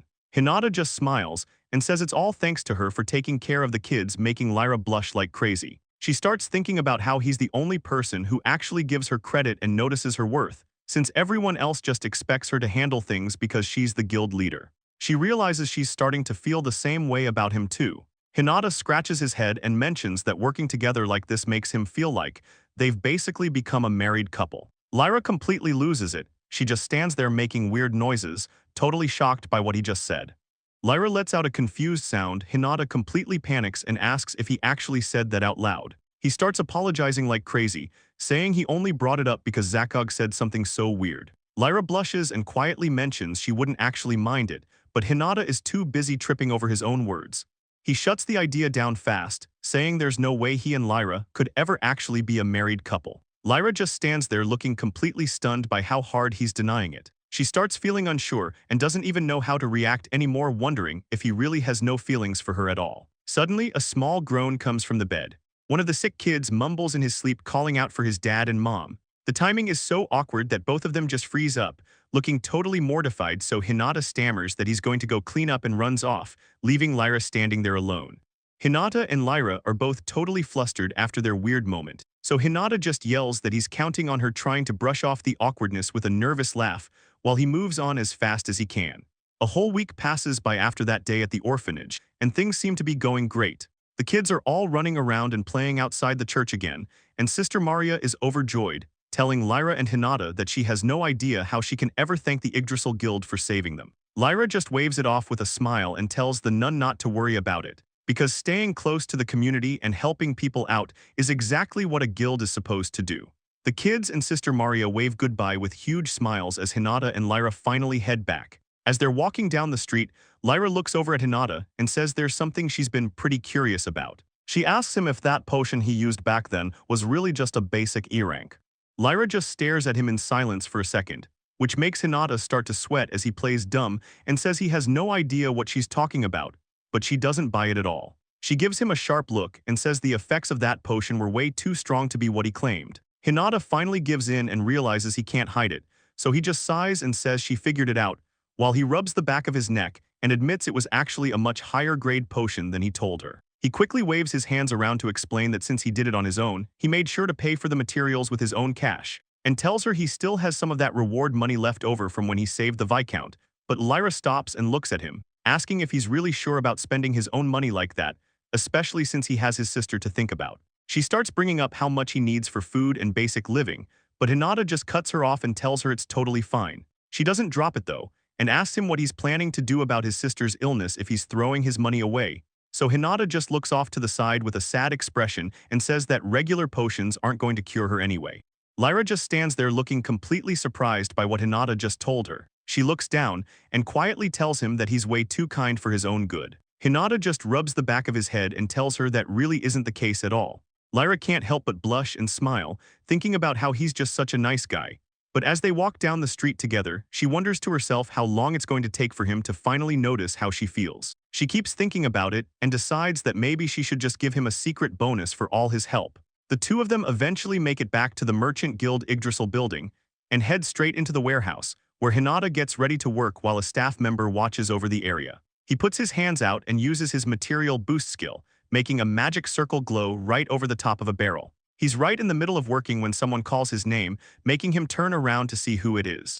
Lyra catches Hinata in the middle of his work and asks him exactly what he was just doing, so Hinata points toward the bucket and explains he was just purifying the water using his material boost skill. Lyra looks completely shocked and asks if he's seriously able to do something as crazy as that, since holy water is pretty much just clean water when you get right down to it. Since high-quality potions need clean water or holy water to work, it's a huge deal, especially because normally people have to travel all the way to a church just to have someone pray over it. But Hinata tells her he can just make it himself with a skill, which is how he's able to craft everything so fast. Lyra stands there looking dazed and says that his skill basically makes the entire church useless. She wonders if he has any sense of respect for religion at all, and Hinata starts to sweat as he agrees, but he quickly panics and yells that what she's saying isn't true at all. Lyra just laughs it off with a wink, telling Hinata that she was only joking about the whole church thing, but Hinata is clearly flustered and asks her if she really has nothing better to do than mess with him. Lyra gets all defensive and starts yelling that he's the one who's always coming over to see her, while Hinata just stammers right as the other workers notice what's going on. One guy points out that the guild master is specifically here for Hinata, and the spiky-haired guy starts teasing him, saying he's probably just rushing through his work to see her. Hinata looks pretty surprised and asks if that's actually true, which sends Lyra into a total panic as she yells that it's not getting so embarrassed that she snaps and screams that she doesn't even care about Hinata anymore. She storms off in a huff while the guy with glasses just watches her go, leaving Hinata trying to call after her. The spiky-haired guy just shrugs it off and tells Hinata not to worry about it since that's just how she is, so Hinata stands there holding his bucket of water, realizing that despite all the chaos, he's actually enjoying his new job. Hinata looks down at his reflection in the water, thinking about how he used to handle all the holy water production at his old place too. He realizes that since he's not there anymore, the medical guild has to go to the church for it. He never actually told them he was making it, so he wonders if they'll manage. But then he remembers it's a professional medical guild he's talking about and figures they have to know the basics. Besides, he decides there's really no reason for him to be worrying about a guild that fired him anyway. He tells himself that he just needs to focus on the job right in front of him, so Hinata centers himself and gets to work, focusing his energy on the water in the bucket. A view of the storage shelves shows that everything is finally packed away and ready to go. Hinata wipes some sweat off his forehead, feeling pretty good about making a massive batch of potions again today. Just as Hinata is finishing up and wiping the sweat off his forehead, Lyra walks over and asks him if he has a moment. She mentions that there's actually something important she wants to talk about with him. Hinata stops what he's doing and asks her what's up. So Lyra gets straight to the point and asks if it's possible for them to start selling holy water at the Yggdrasil Guild. The idea catches Hinata completely off guard. He can't believe she's suggesting they sell holy water there. He starts thinking it over and says that while he definitely has the skills to make it, there's a catch. Hinata is worried that if they start selling it themselves, they'll basically be stealing the church's whole business. Lyra slumps her shoulders a bit, admitting that he makes a really good point and looking pretty disappointed until Hinata's eyes light up as a sudden realization hits him, and he tells her he's figured it out. He points out that the solution is actually simple. They just need to go and get permission from the church first. Hinata explains that if they just give the church a cut of the sales, there shouldn't be any issues. Lyra is totally on board and shouts that it's a killer idea, which makes Hinata decide to head over to negotiate immediately, while Lyra tells him she's counting on him. The scene shifts to the church, where the nun looks completely confused by the request. She double-checks to make sure she heard right about him wanting to handle the holy water. Hinata confirms that his guild really wants to take over the whole process, but he starts sweating internally, worried that they're just going to reject him on the spot. Surprisingly, the nun clasps her hands together and says that would actually be a massive help. She explains that making enough holy water for potions is a huge chore for them, especially since merchants come by and take massive amounts of the stuff every single day, leaving the sisters totally overwhelmed. Sister Maria explains that they were so short-handed they couldn't even spare staff for the orphanage, leaving all those kids in a bad spot. She looks pretty torn up about it, admitting she put them in danger the other day. Hinata asks if the church is the one running that orphanage, and she says yes, but then it clicks for her. She asks if he's the guy who saved the kids, and Hinata just gives a simple nod. He officially introduces himself as Hinata from the World Tree Yggdrasil Guild, making Maria realize the church is always getting saved by him. Hinata gets a little bashful and brushes it off, saying it's really nothing compared to how much she's helped him out. He actually stops by the church every morning before he starts his day. Turns out, he goes there to pray for his sister to get better from her illness, because doing that puts his mind at ease way more than just sitting around doing nothing.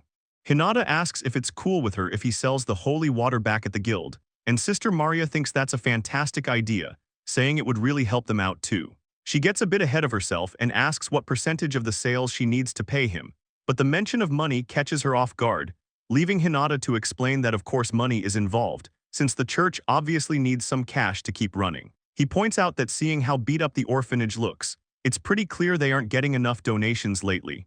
Maria just looks at him, totally touched by how much he cares about their situation, so she holds his hands and says she'll gladly take him up on that offer. It looks like the two of them are starting a partnership that's going to be a win for everyone involved. A few weeks go by, and everything is moving along until Lyra suddenly calls out for Hinata at the guild. She's looking hyped and tells him the holy water sales are actually doing way better than anyone expected. Hinata looks totally thrilled about how things are going. He tells Lyra he's really glad to hear that since the Yggdrasil World Tree holy water has basically been selling like wildfire. It turns out Hinata never even imagined the demand for this stuff would be so high, but the reason makes sense. While massive amounts of potions are traded in the commercial district every single day, the church is actually located a good distance away from the main shops, meaning most people would rather buy it nearby from the guild, even if it costs them a bit more. One customer holding a huge jar tells Hinata that being able to buy it there has been a massive help. He says getting their hands on holy water has become way easier. Just as Sister Maria shows up waving and calling out to Hinata, he looks over and sees her coming through the crowd. Hinata asks what's going on, and she tells him she just wanted to stop by and say thanks again. Sister Maria looks beyond happy as she tells Hinata that the orphanage renovation finally got the green light, and it's all thanks to him. Lyra says that's really wonderful news, and Maria adds that the money from those holy water sales made all the difference, so Hinata looks back at them with a smile. He's just genuinely happy he could step up and help out.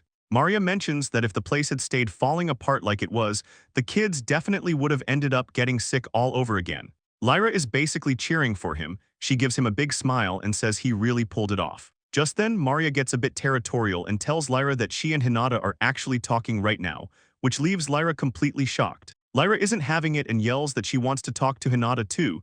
He just stands there laughing nervously while things stay crazy like this. It turns out Hinata has managed to come through one more time, and because of his help, the orphanage is officially saved. The scene shifts over to the medical guild where someone is getting ready for something big, starting with Gayak looking completely unhinged as he yells that this time, for sure, he's going to successfully make a potion.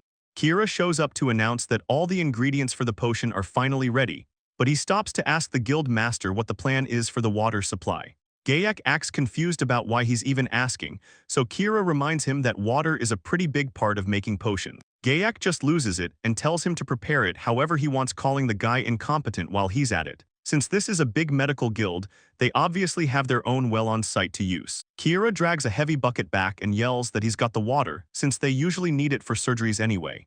Gayak takes a look inside and notices that the water actually looks pretty gross and dirty. Kira explains that it was super windy and rainy yesterday, so some trash probably just blew into the well and Gayak just nods along. Gayak shrugs and says it's not really a problem since nobody is planning on drinking the stuff. He's totally fine with it, because the potion is just meant to be poured directly onto open wounds to help with the magic.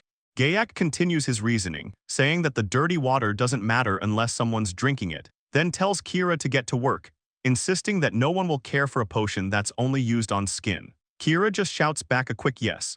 A few hours later, the room is filled with rows of bottled potions, and Kira says they finally have enough to last. Gayak leans over him, patting his head and telling him how easy it was and that he did a great job. Kira looks super happy and thanks the guild master while the other doctors stand around watching. Gayak starts rubbing his chin, wondering out loud if Hinata was actually wasting time on such easy tasks every day.